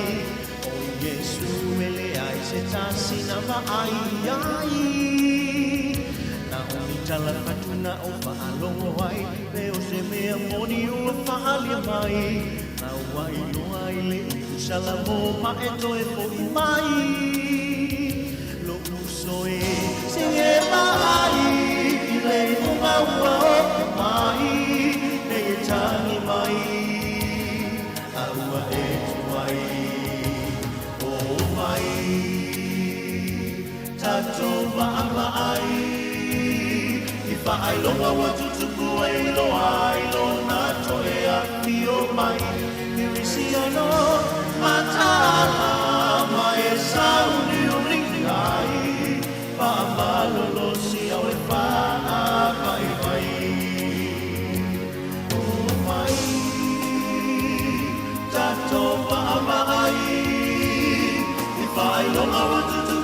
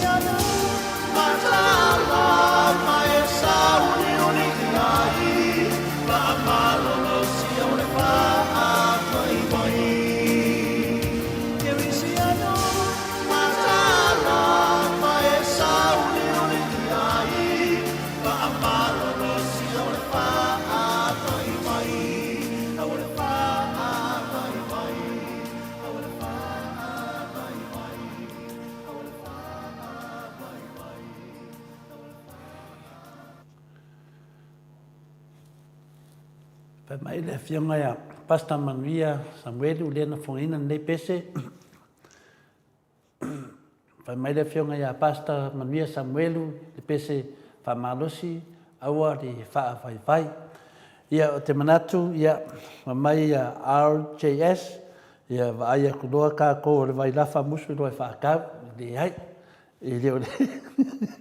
le mena RJS de ai finale se vai para si po suele pule vai lafa vai mangeso ya te doa o le vai le tele la mana mi tato ai mese la wala le fa me fiso ya fa pe kulimi le Maleifua-Mai ya va be na umar kulimi a pe le oyo ya ya se temi o tu mau ya mo ile le ne fa mai le matovasenga ya le dopo wa alu fa metu fa sina fa po alu ya ta noa fa kaunga nga oyo di tole fo ya mo ile le ke don menga le kupur ka ko kuskal wa le manatu metu stala ya wa alu finale mo modifiso ma manga oyo ya se saunga o faile a mo manga oyo kufa man vasenga so mo ta manuia ta pa fa sina fa pe foi le ata ta norte sa manuia le tato maftanga ia le ua malanga mai tato a finale a basenga de nei yaso io nisi defto a mai mo fata tanuanga male a finale le te lenga tu la faleli ia fiso taranaki ia te manao a manaturo fata tali pe ia le fionga ia tata noa mo se tali mo tatu sidi e tato mta upu pe o tu langa le ne yai ia tato fali mai se polea se finale se to fata tala tato vasenga ile ta upu ia tu lai mai le tali fasili te le tali fasili dea pe na mai tina tayana fa pe mo ile le news le ya te lo eta ita te le fa longo mai o te tali tonu foi ya ai longa moni na me te le loina se va na sa sunga ya tanoa ya tali atu le tina tayana le fasili na ia a ole tulanga ni tato finale termine ia le foi no va ia tu fa pe de otalia ina ia le tulanga le ole fai ole commission su e finale le tato tra no ai foi ia le foi sa fa pe ona pe vesi foi fa pe o final poena matamea ia de tulanga ia sa tato lo uma la vai sa tato matamata foi news mai Samoa i lungo penta fai langi o patata no le fiona te sia tu le epa ia pe le fiona foi le funga fitalai yo ia le sa ona mana o fa se komisi su ia fa pe na foi ona fa loina le fiona te silia tu le epa ia le te vai atu lunga i tato a penta fai langi fa pe de o langoina le ministare o finale o fai ngā pālota ia le fionga ia le whau ia Harry Schuster na te li o langoina le tūlanga na ia ta ilo iai te ropo le eise tō wha le o whea i ele tō wha le mamaro le tātou watu nuu i le tūlanga ia tātou pokalame i manei a masino wha soa whatatali atu whaina le ia le fionga ia a tātanoa so taima se teimi ia ale manatu le tātou pokalame le mauta Samoa vi inga o le tua ia e te tau ana suisuina ia ne tūlanga le me mua fina le tau ele mawhawhau ia mo le lei o le anga iluma o le malo Samoa mo na tangata o le mele tupu mai nei ia mo meo aisa ia po pauka whaasaina i leo tatanoa ne le pauka lea le tatanoa mai le tameta ia fiso ia le pauka le lei te tonu mo lo tino mo lo soifua malo loina ia e se lau pasene lava ia lona finale lona laula au Samoa lo fai nei pauta ia fa penana la tu tonu ia tatou ia ale pauta la lea le aisa le finale le na maua mai i le afine no fanga le famotu ai le fionga le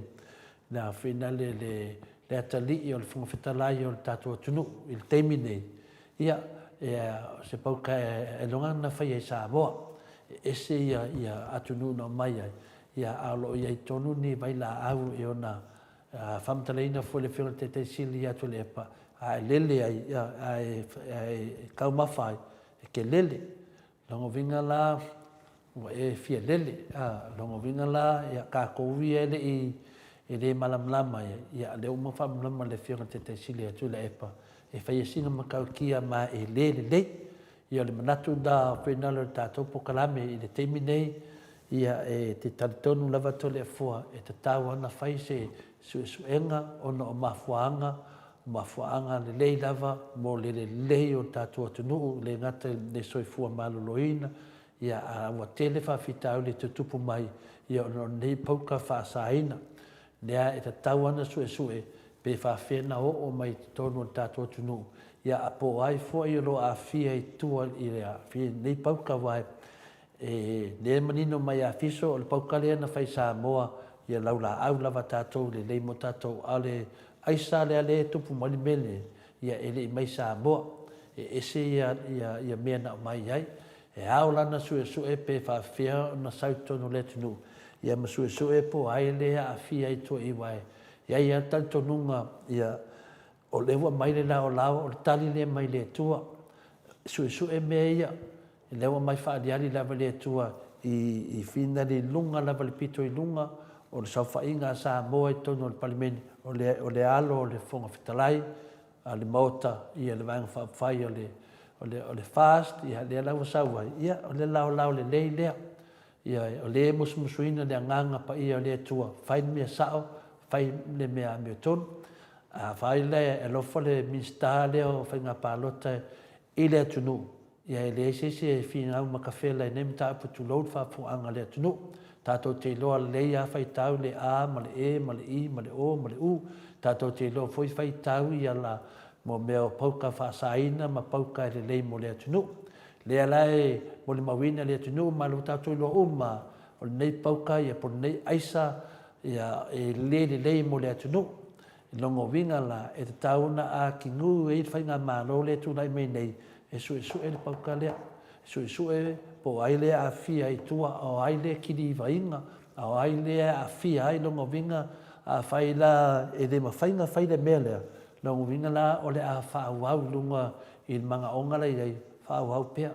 e ei la kalikoguga e kakauga suʻesuʻe afai la e musu le miniska le e suʻesuʻe ia logoviga ua kakoiloa le kulaga le maguia o le a o'o isi o tatou atunuu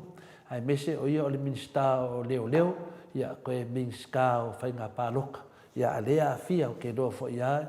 kelegi leoleo kelegi kagaka e aafia mege lau kalikoguga laga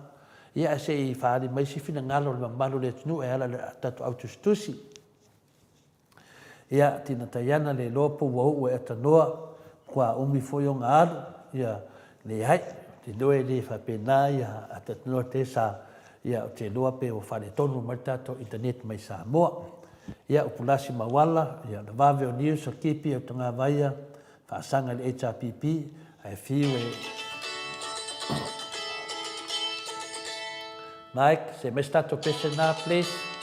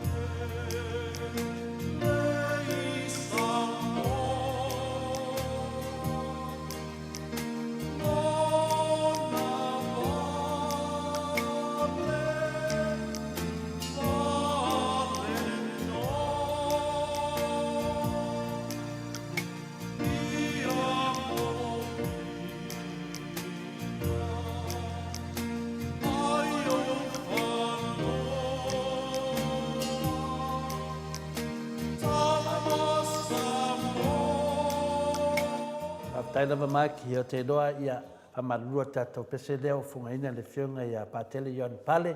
ia o le lota nu Samoa a temi nei ia lewa maua tatou sota inga ma le a fionga le a tatanoa te sa nei tu la o te manatu ia a tatanoa ia o lewa pisa la malbato vasenga le leva te lena e alue na e fio atu e faa fio atu fiso ta vale ia ua tau masalomia foi lau afioga le taeao le malu le vasenga ia a lea ua e vai atu suletino lau ataata mai le atatinoa te sa ia vai le se matala le matu vasenga lina fai mai mo faisina umi na e tuua le studio te le atu e faafea o atu le tamaitaʻi finale fo mai ia fiso i le tino ia e malo tu le fo mai pa vale o mia ia vai le na mo mai le vai o le merenda le na mo mai le la foi le merenda ia mo mai male mo ringa ti mo ringa ti ia le la oi sole i le so e vai ole tulanga foi le saia ia ia ole vana na mana o le tu ainga le ai tele I'm very skeptical i tu ina me ya beta ya nela ya ole wa ma felo ai foi pe fo tai am nei pero i meta so portland ya fa mata tala foi le to fa ya fiso ya fo ya lana ya foi tau mo finga le o ya o se tau mo finga le late tele o se tau mo finga le late tele o no le la lo fa o nga ina foi la le lo fa nga ina ya laula au e ton mo le tato tunu e le o ye ni me foi ia mai fafo ia pe ole ti le wana fa pe ata i ta foi le ia nga ole ti le mai le ti sai na foi le ti sai na le fa tau ko i nei ia le ala mai ia foi le vai le foi le mo nga lo ia foi ia ti sa mo ala to ia no winwe le moinga lo tasiale le avui le matu fale sa fai dis so io va pe ole si dia loki ia to fo ia le loki le la vole fake ga ni le moringa ti ia pe se po la fu si suinga le na tatu pa foma foi tatu tru matu fa longo foi le fa talanga o meu mani ia tau sia foi le ia wa mele ia mo masania le ko le taste o le lauki o le taste o le coffee o le taste o le milo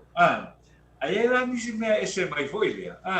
ia skeptical la vai fa o ngaina ia pita ia ni le la mai ele to fai afiso ia la to fai lola ia ona to lo mo tu foi le ole o se fai un mola ia le mana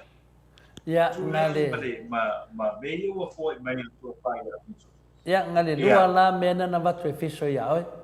lua fa ai lima mena mai ia ma to nei man ma to sen lima me ia le mele le ia oi e lua na oi lava Edima, te ropo e ra tu fai ai. Io e. E si dei ka ki e pe ini mota. A kino mai lawan makwasenga o dei. Le a koa. Ia wa lava fone nga. Ia e. O te tantonu a tatanoa. Le ewa nanga le ewa fina le. Eina pe sili ia. Ai le umar tapo kalame. Eina pe sili ia. O le sili mai a tina tai ana. Mai pe mo ine New Zealand sa mai Samoa. Le sunga ia tipi tonga vai whapea mai. O lea wa iei fufuanga le vanga whawhai le chapipi o le whaipule. E whase tua ngalu ia le te sili atu le epa. Lea lana whapea se ifsili atu pea wau te leilo inga. Nai whalonga si me whapea nā a te noa? E a fo i ore.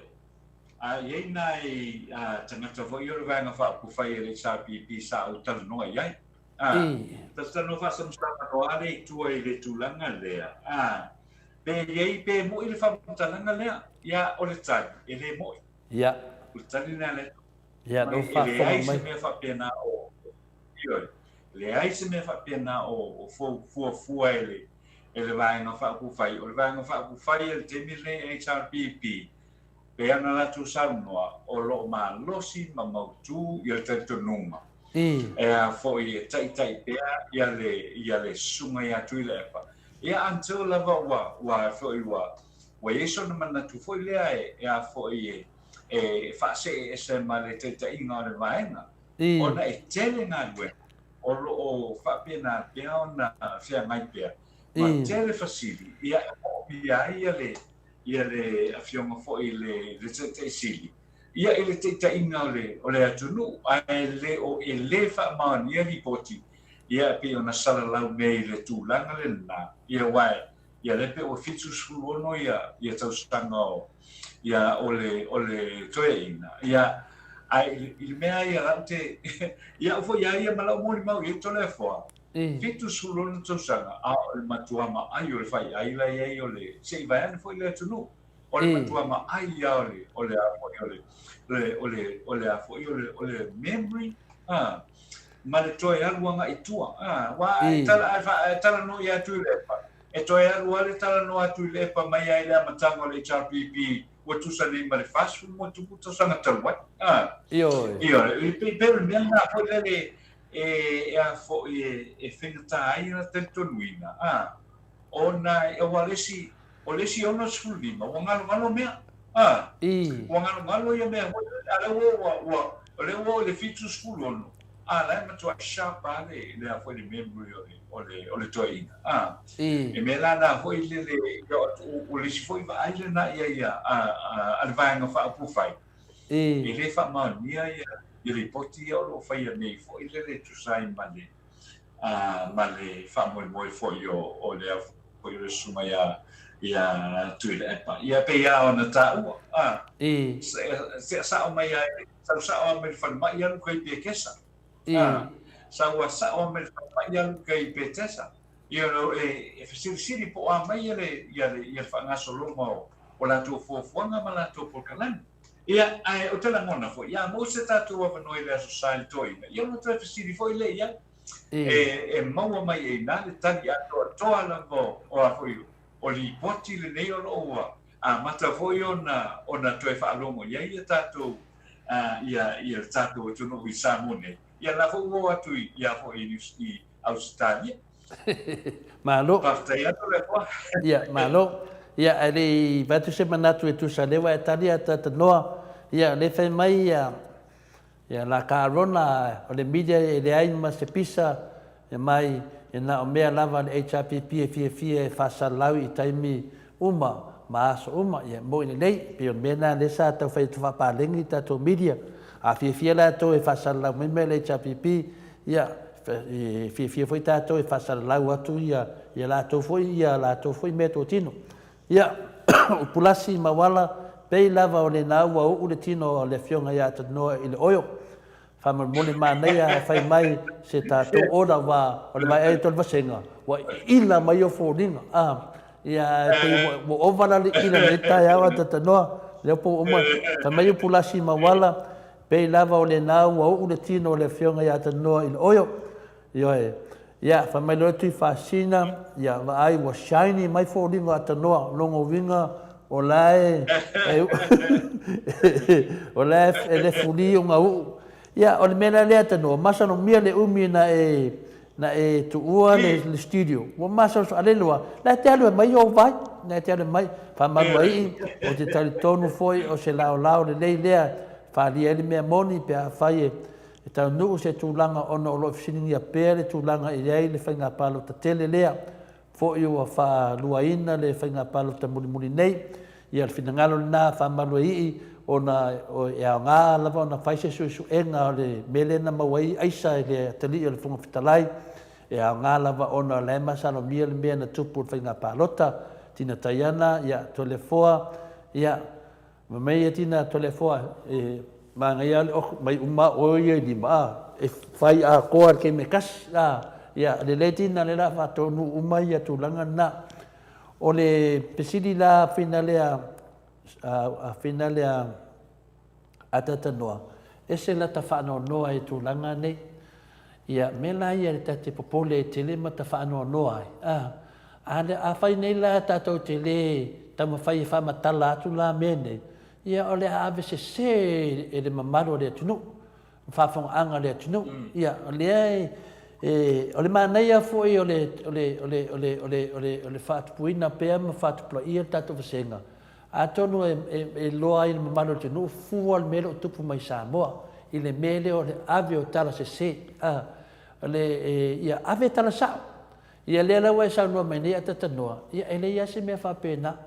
o le foi no vai e tu foi lunga i penga tu fai lang fio sa mai apa pastui mai o le mautanga singase o vai tu sa fai mai foi petesa o fa pena na tama fo fa o a fai e o le se fu fanga fa pena o le HRPP e mo i lo le HRPP mo sapora a fa pe foi lo fianga ta no o tu stala e noi ia na ftua sa wele fa fo e tu langa ne a mele de ne ia o le whautuanga mō tātou, ia, awal papole fo iai, e mō tātou masani fo ia tele lavo whamtaranga e mai Samoa. Ia, tuli pele fionga ia atatanoa, e mai a tātou tarasa. Ia, e tu e pe ia whamtaranga whapena, e fia ia tangata, e fia i la tō via, wa lewa sao noa le fionga ia atatanoa, ia, e le mo i le nā news po nā tūlanga. E le foi me fa pena o tupu le vanga fa foi le chapipi pe ona na vatu le fisili le fionga le atata no e tato no tele mo tato talo mo fionga te sili atu le epa ia tato te talo fa tawa nau le tua e le usau no foi ata noa e le ngata le maai no na mafofau al te leo no na mafofau fa foi ina i tato atu no ia manangulango atu te mai tai fia me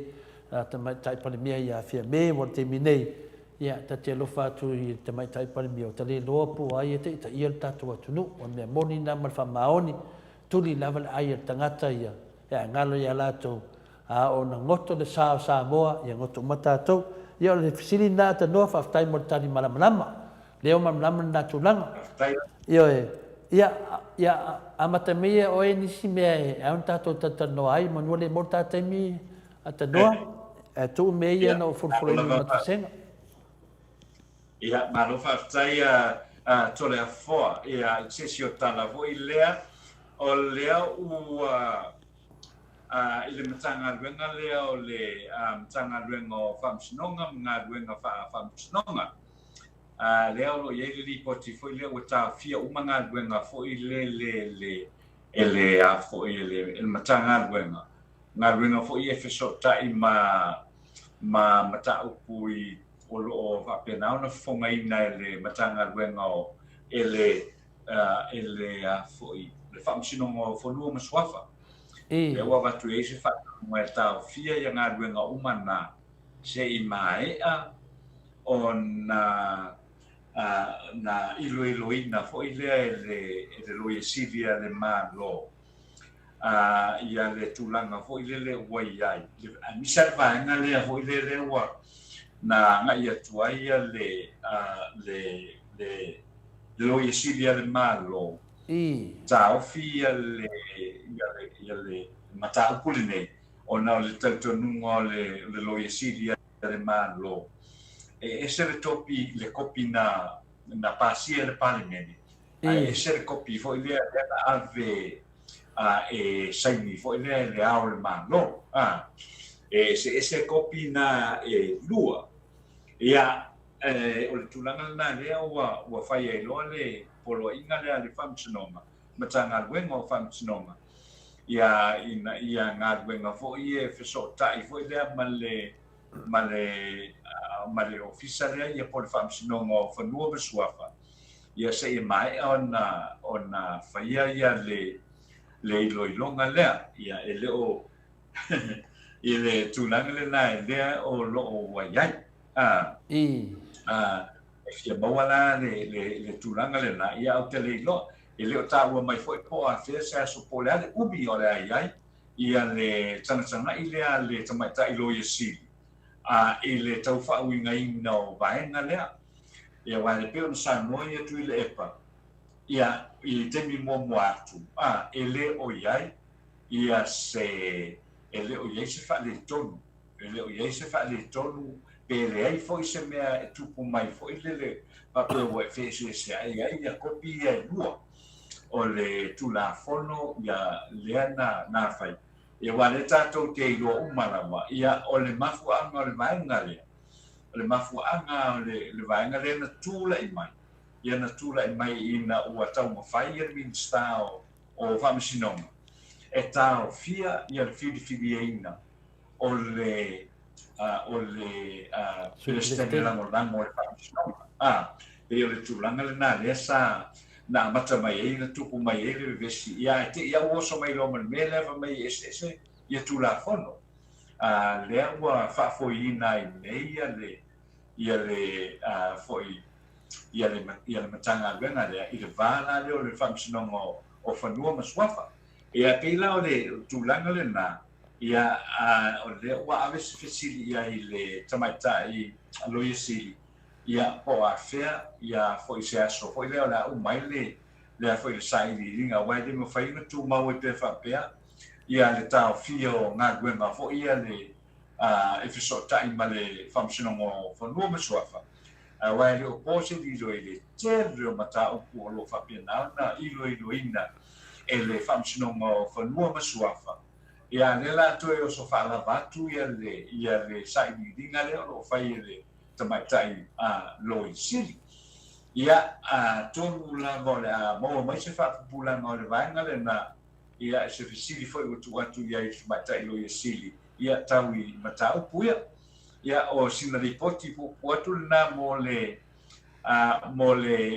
mai le matanga luenga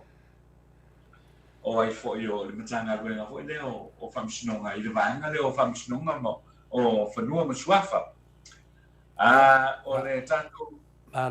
Malo. Ia, le manatua ia mane te le tūlanga nā atanoa e sau noa ai. Ia o anga ia o whainga porkiki. Ia lau awa ai ma lau whanau nongo atu.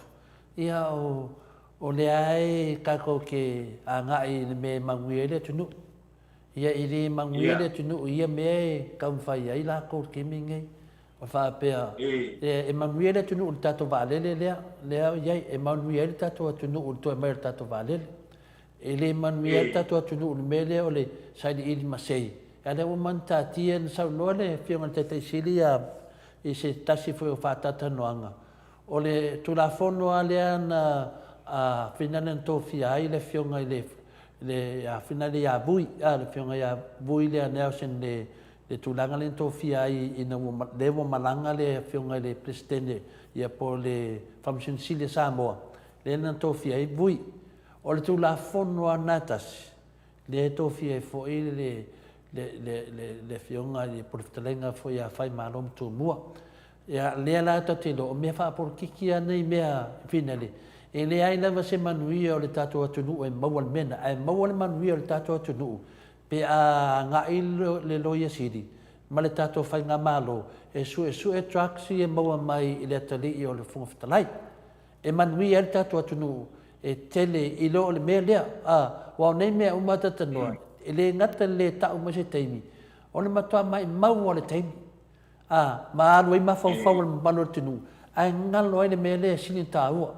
Sininta ua le sa no mai le fionga le minstare o whainga pālota e le taun suesu e ia mta pu e winga i le aisalea e te taun suesu o mea nai manui e le tunu o le ana manui e le tunu e moa mai ai e le e intangata le tunu o le ama mai ma feoti wa o le pauta whaasaina lea e le ngate ma mai ai feoti vālea ma le anga i ulo whanau le tunu e moa lan manui e le tunu e tau fia e sue sue ave ia fa mua a le na matu nei mea ia le mo sa no mai le tate no le leia a fai o le tofinga le tofinga ai le tofi ai le fionga ia bui o le tofinga la valetas o le tulanga la valetas tu la fono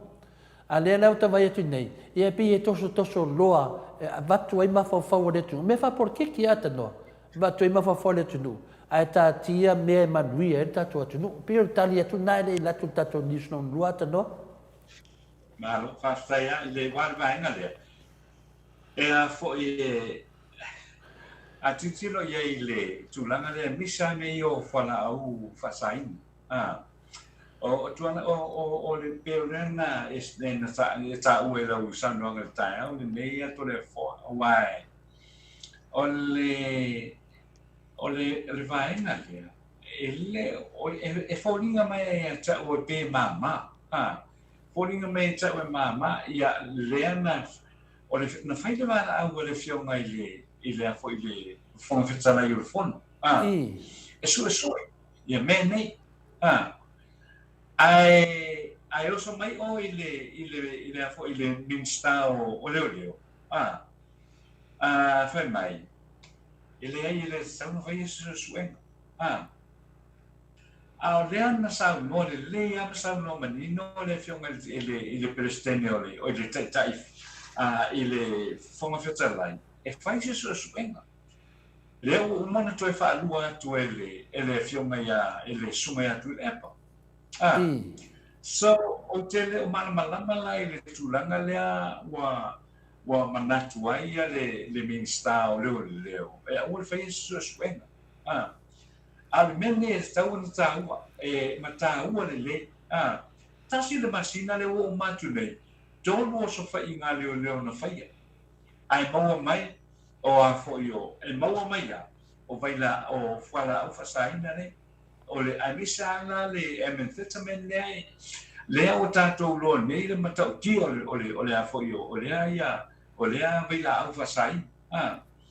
John e fama ia so e tonu ia i os faina na fai e leo na mau ai me e le ngatalai na mau fana ia o mau ai mai fo me tupe ia mau ai ma vai la au ne mau ai ma me ne ai se o fe me sa wai ma tu foi e mo ia le o ia se ia lo mo ia se le pi nei Samoa lo fai ia o lo o no sia ina ia ile vai lá it keeps popping up o lo no win ele a mai tanga te tonu le tunu o fasili la o le la o ma fo fa welo il fasili la me o fata ti e sei tu le x-ray vo le na mai screen o mai ia fo ia containers na ia mai fa la me o fa sa o tau fi le na pe tu fa tu i tu le board ai wa ta tau na mai fa o ngai te milini e pe ofisili na fo le ofisili ai e wa tene atana ia matou i nga renga le nei o le media e fa te fa longo pe la we tala te fa longo pe la we tala e fe la fo i tamata e tu ai le fai pule tu ai le tangata tu ai tangata ma me o lo tu ia ona e fa pe lola o ai la wa to fa il tonu le to fa fo i tu ai le x-ray le a le x-ray le fa milione su milione tala le tal pe si le milione su milione tala a le na mai le tupe mai o le tupe lola por fa tupe asia e a fo i fa ta wai alela to fa alela fa u pe ai fa pe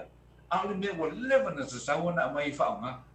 wo leven ta na mai fa nga ele te le se te bi fo ile ai inai ali officer fo yo matanga no mo tute e talai su e to tapun ia ave e to talai ia tau lo ai wa na mai la me fa mo fai mo fia la na le na le vatua scan no ia le fo il container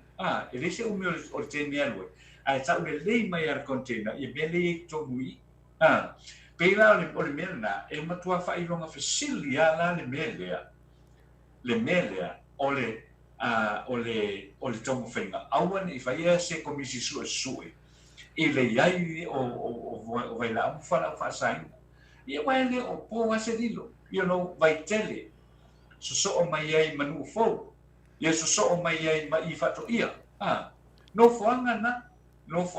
le maua ia na hoi na ai tutiro na i o ngai ale tam area le tu poi mea mo ni dei le tu poi ia foi ia mea ia tau lau tere ale ngo Samoa ia ai lego o ia tutono ai pia le o i foi i ia foi e lata foi i le wa wai le ia se me o sao mai i mea le tutono wai ia tai do ia ele o mai ia wele va le ni flights o le ia fa mai to mai ni me fa be ia foi i mo me o va le ta mala le foi le mena lo fa mane o va foi le foi ni fela o ia foi ia mene ia ole manatu ana e tau ele nata le o fai le bala au ale foi le fonsa lai o lona alo le ana na maua mai e me le au o maria mai alto ina fai komisi so la o ele va o tau nga foi ele o tau na ina foi ele a foi ele fonsa talai ia le mele la na fia lona lona tari no vinga ia ole o ia no foi a mai le tai ingol pan mene o Samoa tula mai mene e fa pe mai o ira wana manatu ia ola ia wanga ia le la sa o ia le fonfetalai ile met tau na fai ale avatu o leo ele o man na fai ele o man na o fai le voi tau sa no le tai o le tuanga e fai ale le o fai o le tatu fisilingia no le ma fua la isia na musu e fai ale o fai to le man au e foi e sili le fai le komisi sue e ma tua wi li ilvi umai lunga ia mene ia ona sa oi le wala ngo le wa o le o te i fo i wa tatu tilo iai ia o tua ia e tangata lango foi le ale vanga fa fai le fast na o te o tua ia foi le afio mai le tai o le tua ngai ma na fai ia oina e kilia o mai mene ia le fai mai le komsino le foi ministero le fai le mana fai o le mafua o le fisili la mafua la sia na le fai o le mena na le tato te fio ia tau ave ese ai le manatu se le ia fa pe o ai ia ale fai ia ma pe ana ia nganga mo wai la kali o le ino nganga fia ia kai o le kuanga ai tau na fai le mesao it's tau na fai o sa manatu nata le foi le mata upule a wala nga ile ai liku mane o fana au mo vai la fa saina o fana le licendia io tupi ia ma vai la au fa saina ne o no winga it's tau na fai o le e overwhelming ia le tulanga it's tau na fai ia nei lo le manatu le fa pe o le fai iso na manatu ai lau fiunga tole fo ni tai tai lava o le ua e saunoa a tatanoa i le tulaga tonu ana le mafuli ai ma tavasenga taimi nei ia le tulaga fainā o loo fuli ai ia mamalu le tunu latou lau faitofā o le tulaga tonu ana ia saunoa mai miti Edwards faamai o lenā foʻi ua gagā e le fast gā mea ia sa o lelei miti o mea uma ia faafiufi vailuanga se pule ia matua e la pisi tele le na mea e fai ele lo i sili e tutusa le lei le ala vaa nga fatino ai e le fionga ia vui ma le fionga ia fai nga malo tu mua tusa le lei mo i le lei le saunoanga vailuanga se pule e fina le o awala ia pena fai atu fai ata tanoa le etam fai eu ese ia i la ngono tangata ma mafaufaunga tangata i trucks ai whaanga ia tui nei mea a mea nei le awa tato lore tari yoe a whaina ma whaina whai o nai wha maonia mai ai a le tam whai e te tai etu ma malu le tunu awini inyo la to ma faufaunga i le tūlanga lewa i nei tato temi nei o saunoanga na le sunga ia vailuanga se pule tui whasina a fia F tau vao pe mai ana ia a personally think has matai Samoa o le kota Samoa ma documents ngai e whai unlawful e siliaku loa na tāua ona e liko document lea sio al malo ngā sa whaunga. Ia o tūlanga umana lo iai pion saunoa ia tui whaasina upulasi mawala tele le leanga o le loto lauri lea na mai moa le laulangi i lona pepelo i lumo o le palimene tu ulona 5 i lungo o le tuspa ia a tā whimai e le fonga fitalai e toe whailana tau tinonga mo i lea upulasi o le mea o le ila la na upulasi e le mawhaila e le oioha a fiso le na tato tala noai o na tafi ese e tu mau wale na ila e te yo o mai le whavavau e tu mau mana na ila tau tō pelo lumo le mamaru le tunu a tu ulo na au lumo le tuspa ia Miti Edwards ia because of trucks Alauli and Wayne Maolo ia o te manatu ia o manatu na ia o manatu ia le whaasoa mai e te tātou paenga ia o la tolangona na o le mena e tupu a tatanoa a le whaise susuenga ia o le whapena lava o na talanoa pena tunu i tangata wai pefe o a le whaise susuenga ia e ka mai lava e umane o langa o ka mai o ia po oi ia le lawi nei sa no man vasenga ia ma ta mai ni swafa o lo masalo bia nei mea tal vai le fai o se susuenga ia heni a tonga vai fa tal pokalame ma tonga fie e fiai leo ka un su fai mea pio la uli wili paelo ia le sa nanga la heni a tonga vai ia le fionga mansina pe Joseph to le fua wa kumu le pati lea o le fas i le fapol kiki para pala ia le lei mo le lei mansina pe Joseph ia upulasi mawala mo le manga o ale minsta o leo awa e mawai le tele au fast track ia sa o le lei ia o me umana o maso salonga na lo ia nei pe ale faia tu langa na mo ni lei upala maulasi faletoi ma lola karona pe ia e sa oe puntua e malosi mai lava siu fofonga o tātou tama ia a tatanoa ha se lai masalo salo alvaenga ia oe taluna umi ua malosi lau fofonga ila mai o foninga la leo learo te sa ia faletoi ia malo lava le sua ia le fionga ia pe Joseph ia o masalo mia oe atanoa neta iau ia pamai ia le pe Joseph mai ona o le au fai pisinisi uma ngā la uli ma olo ma kama lea o Wayne ia mo i le lei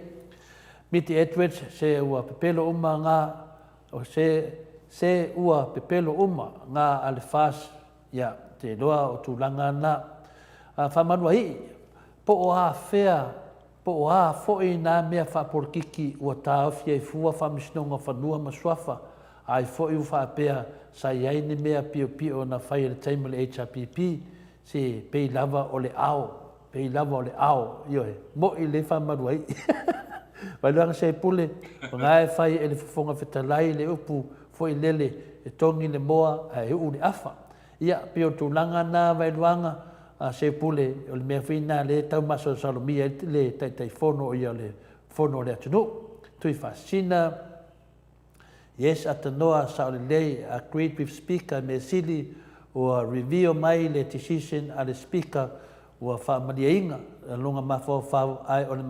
le mawhala e sausao mai le minsta o leo. Ia, moni le tui whasina o foi po lea lava e whai unga le minsta o leo hendo ina le drug investigation so be it ai lava awala e whaiai mo i le nei lava. Whanitoi whasini whamole atanoa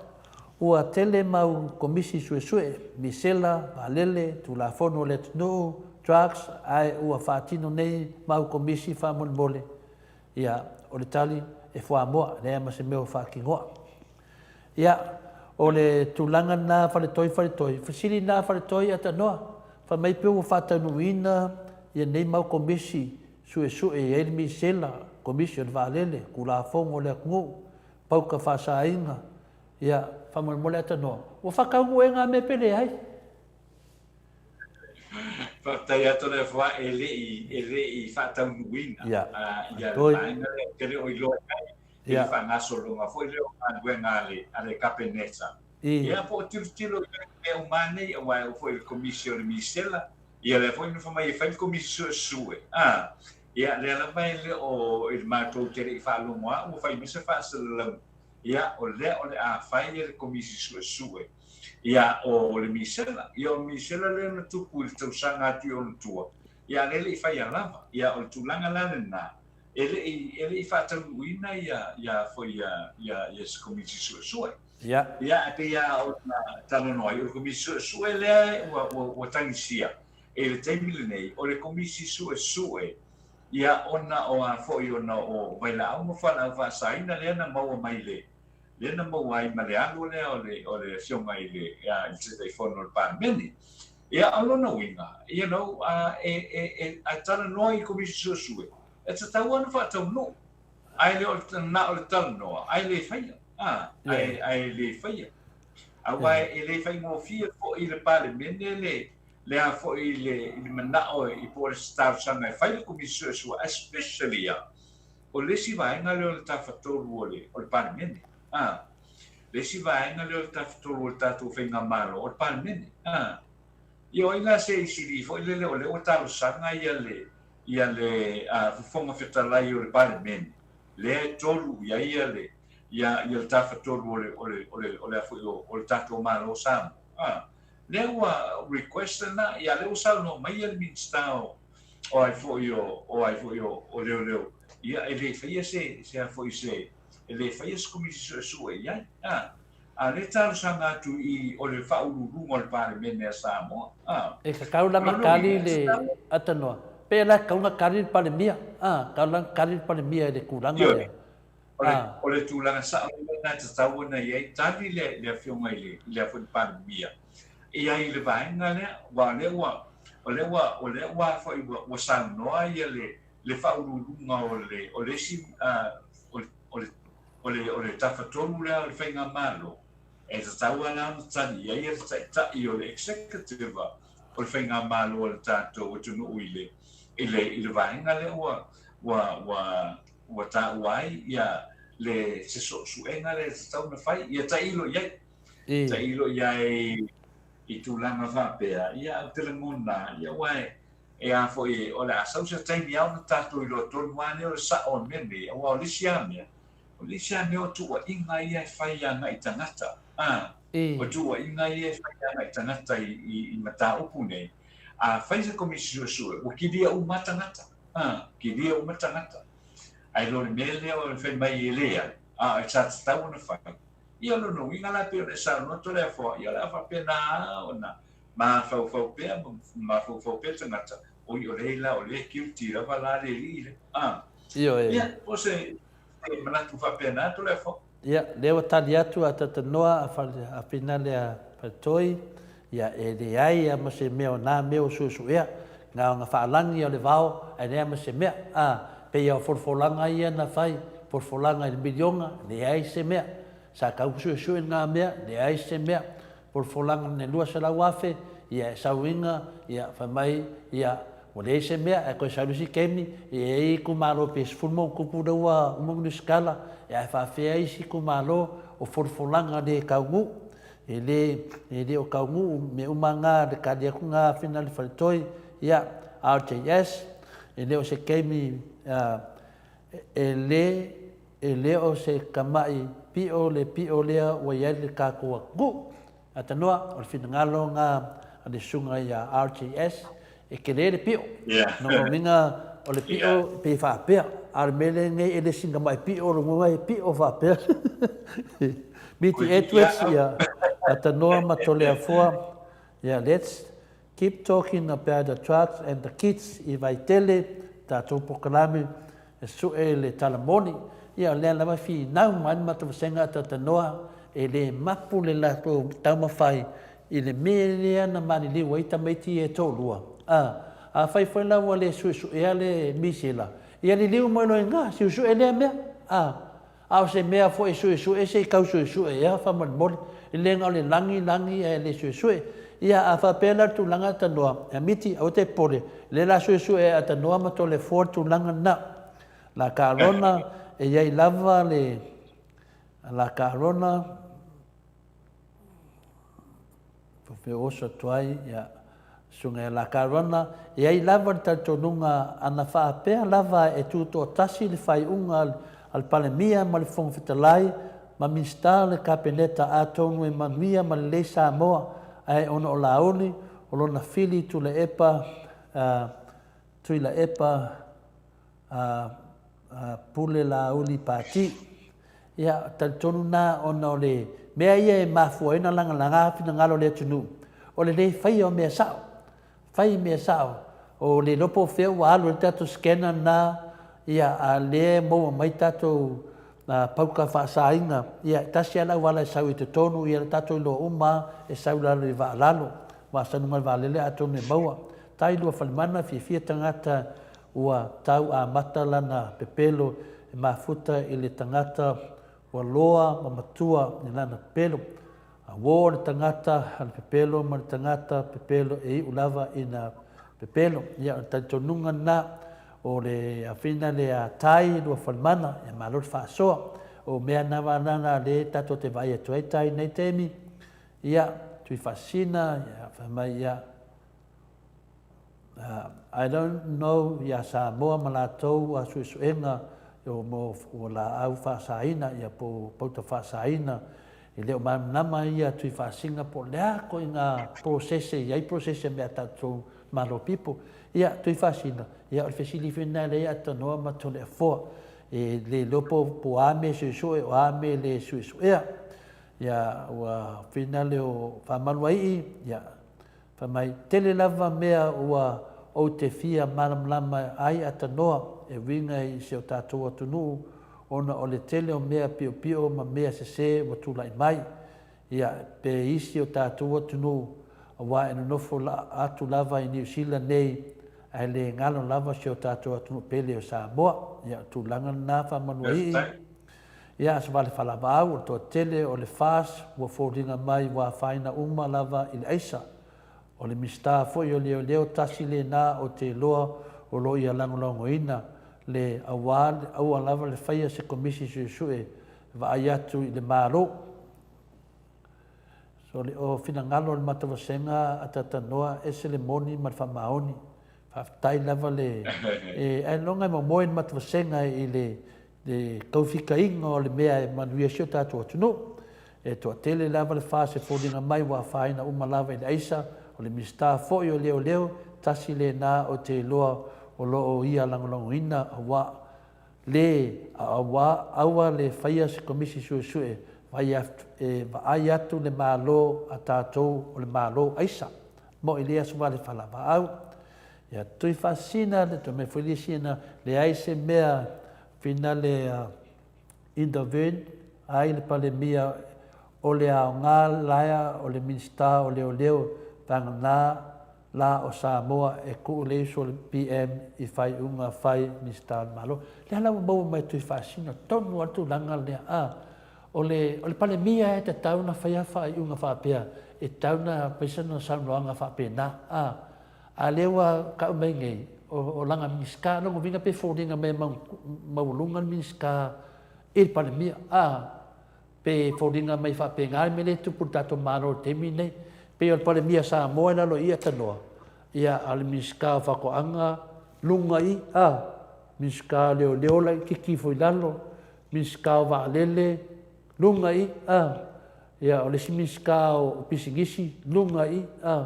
Pe fōringa me whapenga ar whakula pa ingo whakulanga ingo o mere tato malo temi nei.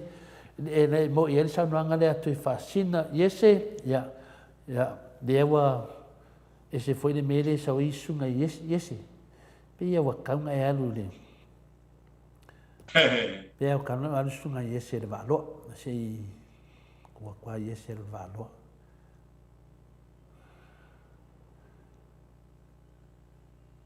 Iese, e o tole fōare ke karangoa mai ai. E ka kaualanga e manamlama. E le ingi kako tō ke whai ai ke me karangoa i kako mkau pōngonga. E se imanga avele sunga le waloa. E whawau leo le.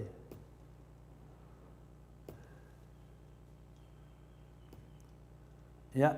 atanoa? Ia, manona. Ia, kuranga lau i tātou, a sau lava le tangata whai meinga tau ki i le kemisi se, ia e aru wa aloa, e ia kemi whai kako kalamari e fui kemi kako kalangoa i makaupo ngonga nanga le whafonga le mamano o le atunu. Ia, iese, ia, aru fui oe e whai se mea ai o rauka maa, maro tina. Ia, vai, o mene tu poripisa o le maifua, fina le tatano maifua, ato le fifia tato pokalame. Ia, whapena ona, ia, e lesi mai iai, langa rei ai le ave waloa. O langona umana a tatanoa pe watu whaatasia o malangona le matawhasenga i langolangoina atu pe na e saunua ina. A whai e le eisi komisi sue e na mata upulea e wa tātou loa uma, tātou loa uma me watupu se o tātou atunu, wa fia tātou atunu le eisa. Atanoa, ioi, e le laku ko viki i Samoa, a lewa whai a whinale whamalosia o la alu ia mo kako kui ia le afuina tau sanga atu tato maoto Samoa ma tato Ko FM e ame le whapopo atu loa e su e tangata ia e whinga renga malo po a whaina la tau in eisa po pauta whaasaina ia le afuia o tatia minei e musu e whaise su enga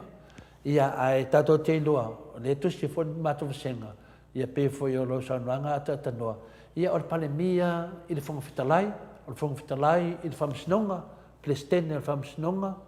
ia pole a whainale o le whamsino sili, ia le si vaenga o le si vae, o le taitai o le vaenga o le whamsino sili,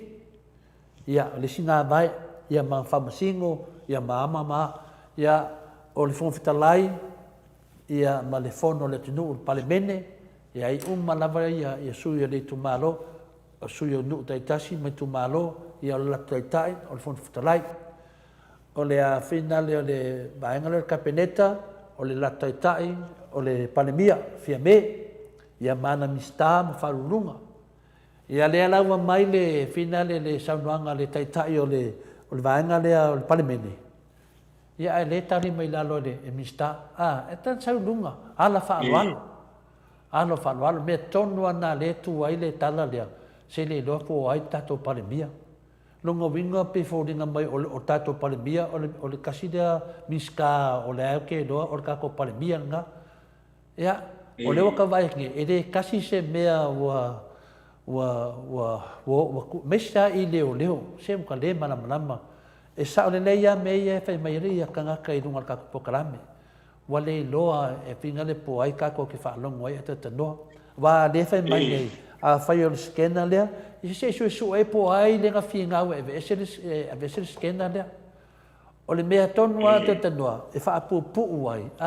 e kakau o ngā whai se suenga, se komisi sue, o lea wa a creed mai ai e le whionga le whonga whikalai, ia wha pe ngā fōi le sui, le fwoi lea loa ngai al malo le whionga le kaiside tui le epa, whaaluainga, E ane wha kare se whi ngaro le pale mia ai oso malimiska. Longa winga ai oso malimiska e kawa. Ia, a venga i ngā mea, mani le aise su enga ngā whaid kamikiki lenga maliu vai kere. Le aise su enga. Whawhenga whaid ngā mea. Atano. O whea mea, o ia mo kaumai, o makua ke leo le whare kongu. Ke leo le whare kongu sio kako kumu. Yo, le mongi ale le kala le ngai kongi le moa e u le afa. o le makua ke le o le whare kong wha pewe kai kula i mai ni skale o leo ai kula i mai ale wa kula i mai ngei wa longa lao le lea o le a mea le whai e sisu enga le atanoa kasi ane mea nanga le whai sisu enga ngei langa le a fia ai kangaka ngei mea mo i anga atanoa le a fia e umalau kemi e ku mau pere ngā kai au ia ki oi ngai ai le vangoa e ke whai ane mea le mo Samoa mo le numa ngai o le akungu ia leo whai sao le whunga whakarai leo whai mele whunga whakarai sue kiria sa wakari i lea e le ngau ia e li kangaka e kua le lau wakari kala whunga whakarai e li kangaka lea kusa o le winga whamakalanga lai loa le whunga whakarai e leo ngā so ngā kari e leo ngā o sio ngā kari i lea awhia e i kangaka i e kua mea nge ia e sau i le waenga lea le ai o le makua vevesi a le kungu lea maka aupua tatanua ia o te loa e le umawhai aso le li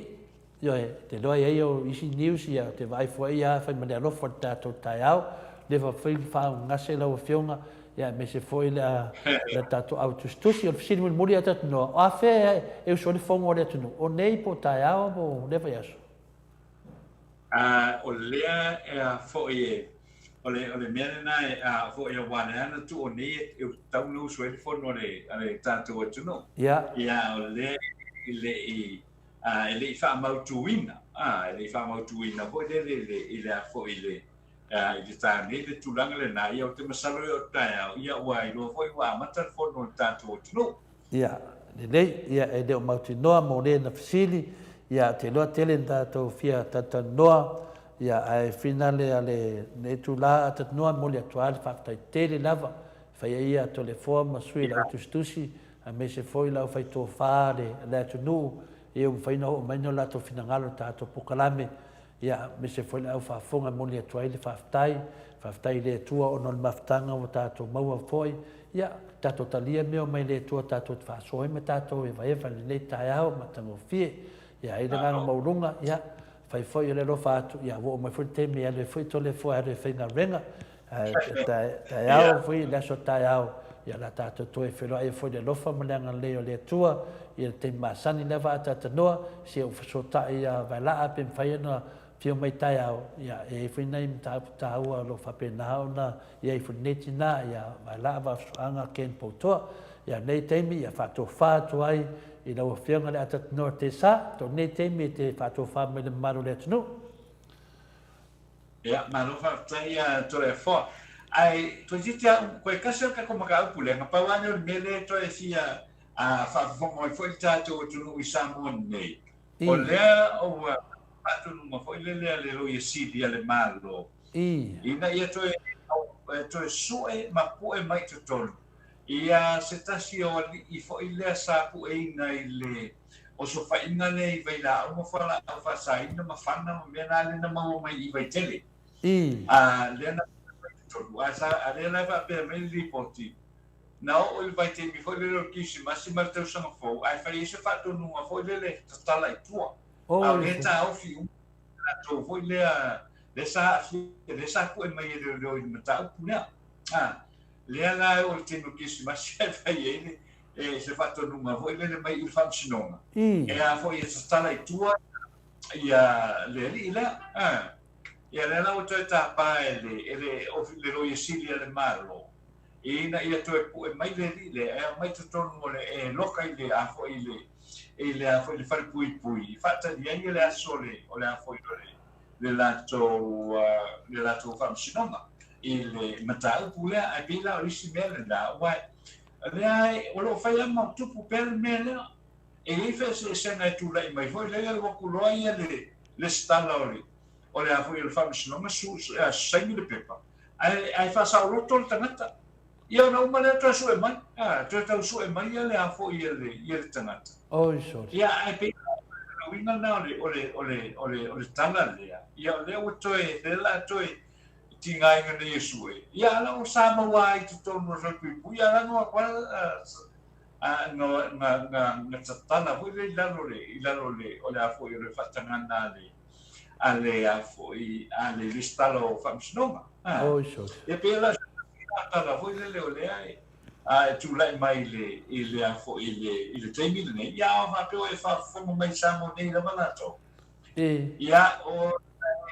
tilo le ia foi o na o fa sala la o tu ngore o pega ta fai langi ia e ngata foi le ia o le apio folinga ma tulanga papena o le tau fai le e to sa ili mai ia le tau le le tala vo le ai le sa le tau na tu te no kismasi male tau sama fo ia le la sa ili nei ile a fo ile te nei ai a tanga ia nei ai a to va ai ia o lo mai le fa tu ma fo ile le mai tanga le ngalo o wetala no ia Pauli mea le whaasotai tai ia o le whaasotai o le matanga renga o leo. Ia na watu le fo le toe pu e mai ave I taile e tau fiai. Tau fiai ia o ia le whaamisnonga. Ia pauli nā tātou tala to le fo mo le nei fo tae au. Ia e whaatai fo I mausotai inga le nei tae au. Pere tonunga ia o le amanuia. Ia fuafuanga umal tātou tunu e le ngata o Samoa ia e whapena fo ia o tau I Australia, New Zealand, Amerika Samoa, ia e ngata I leo o Amerika, United States. Ia amanuia tau fuafuanga o le nei aso, ia tātou toe whengo I fo I le teimi masani le fitu, ia I le taeao a taeao, ia e mol me teimi, alo whangia le tua fuafuanga umal tātou o tunu, whaasoi fuia me I manuia. Soi foi a tanoa. Ia o tātou pokalame nā, le ua sanua mai le whionga ia a tanoa. Ia o sui whina to le forma tātou I lungo penga te whailangi, I lungo ala leo. Ia e wharuaina tuai le sanuanga a tanoa le tula mo le atu foi le nganga fia mo le nganga whaftai, ma lor wha malosi mai. Tai au foi lisi tātou waso. Ia whangia le tue o daso tai au, mawal malosi. Ia le mawal malosi, ia whamisi tai au. Ia e whapenanto e whanongolongo le fiafi. A ua fosia le malosi. Ia tēnā fu finangalo. Ia e pai anto whaare so finangalo. Te tusi me lunga le tātou pokalame. Whaftai tēle lava le whatasi mai. Ia manuia lava nei aso. Mesi lava ta māma tina mātua. Ia manuia lava awangi ngalo whala au e ingu. Vai lo ai sea inu. Wa uma mai fo mai e inu. Ia whapena ona awane misi. E misi le dei e soani tele e fina le e mo le soifua maroloina tātou, a nei tu la, ia si ele to le fua whenga renga so me stato tupe, ia whapena whau o tātou pukalame, e soifua lava manuia, ia nei tai au, tātou pese mai, whai o tātou pukalame, whaftai lava.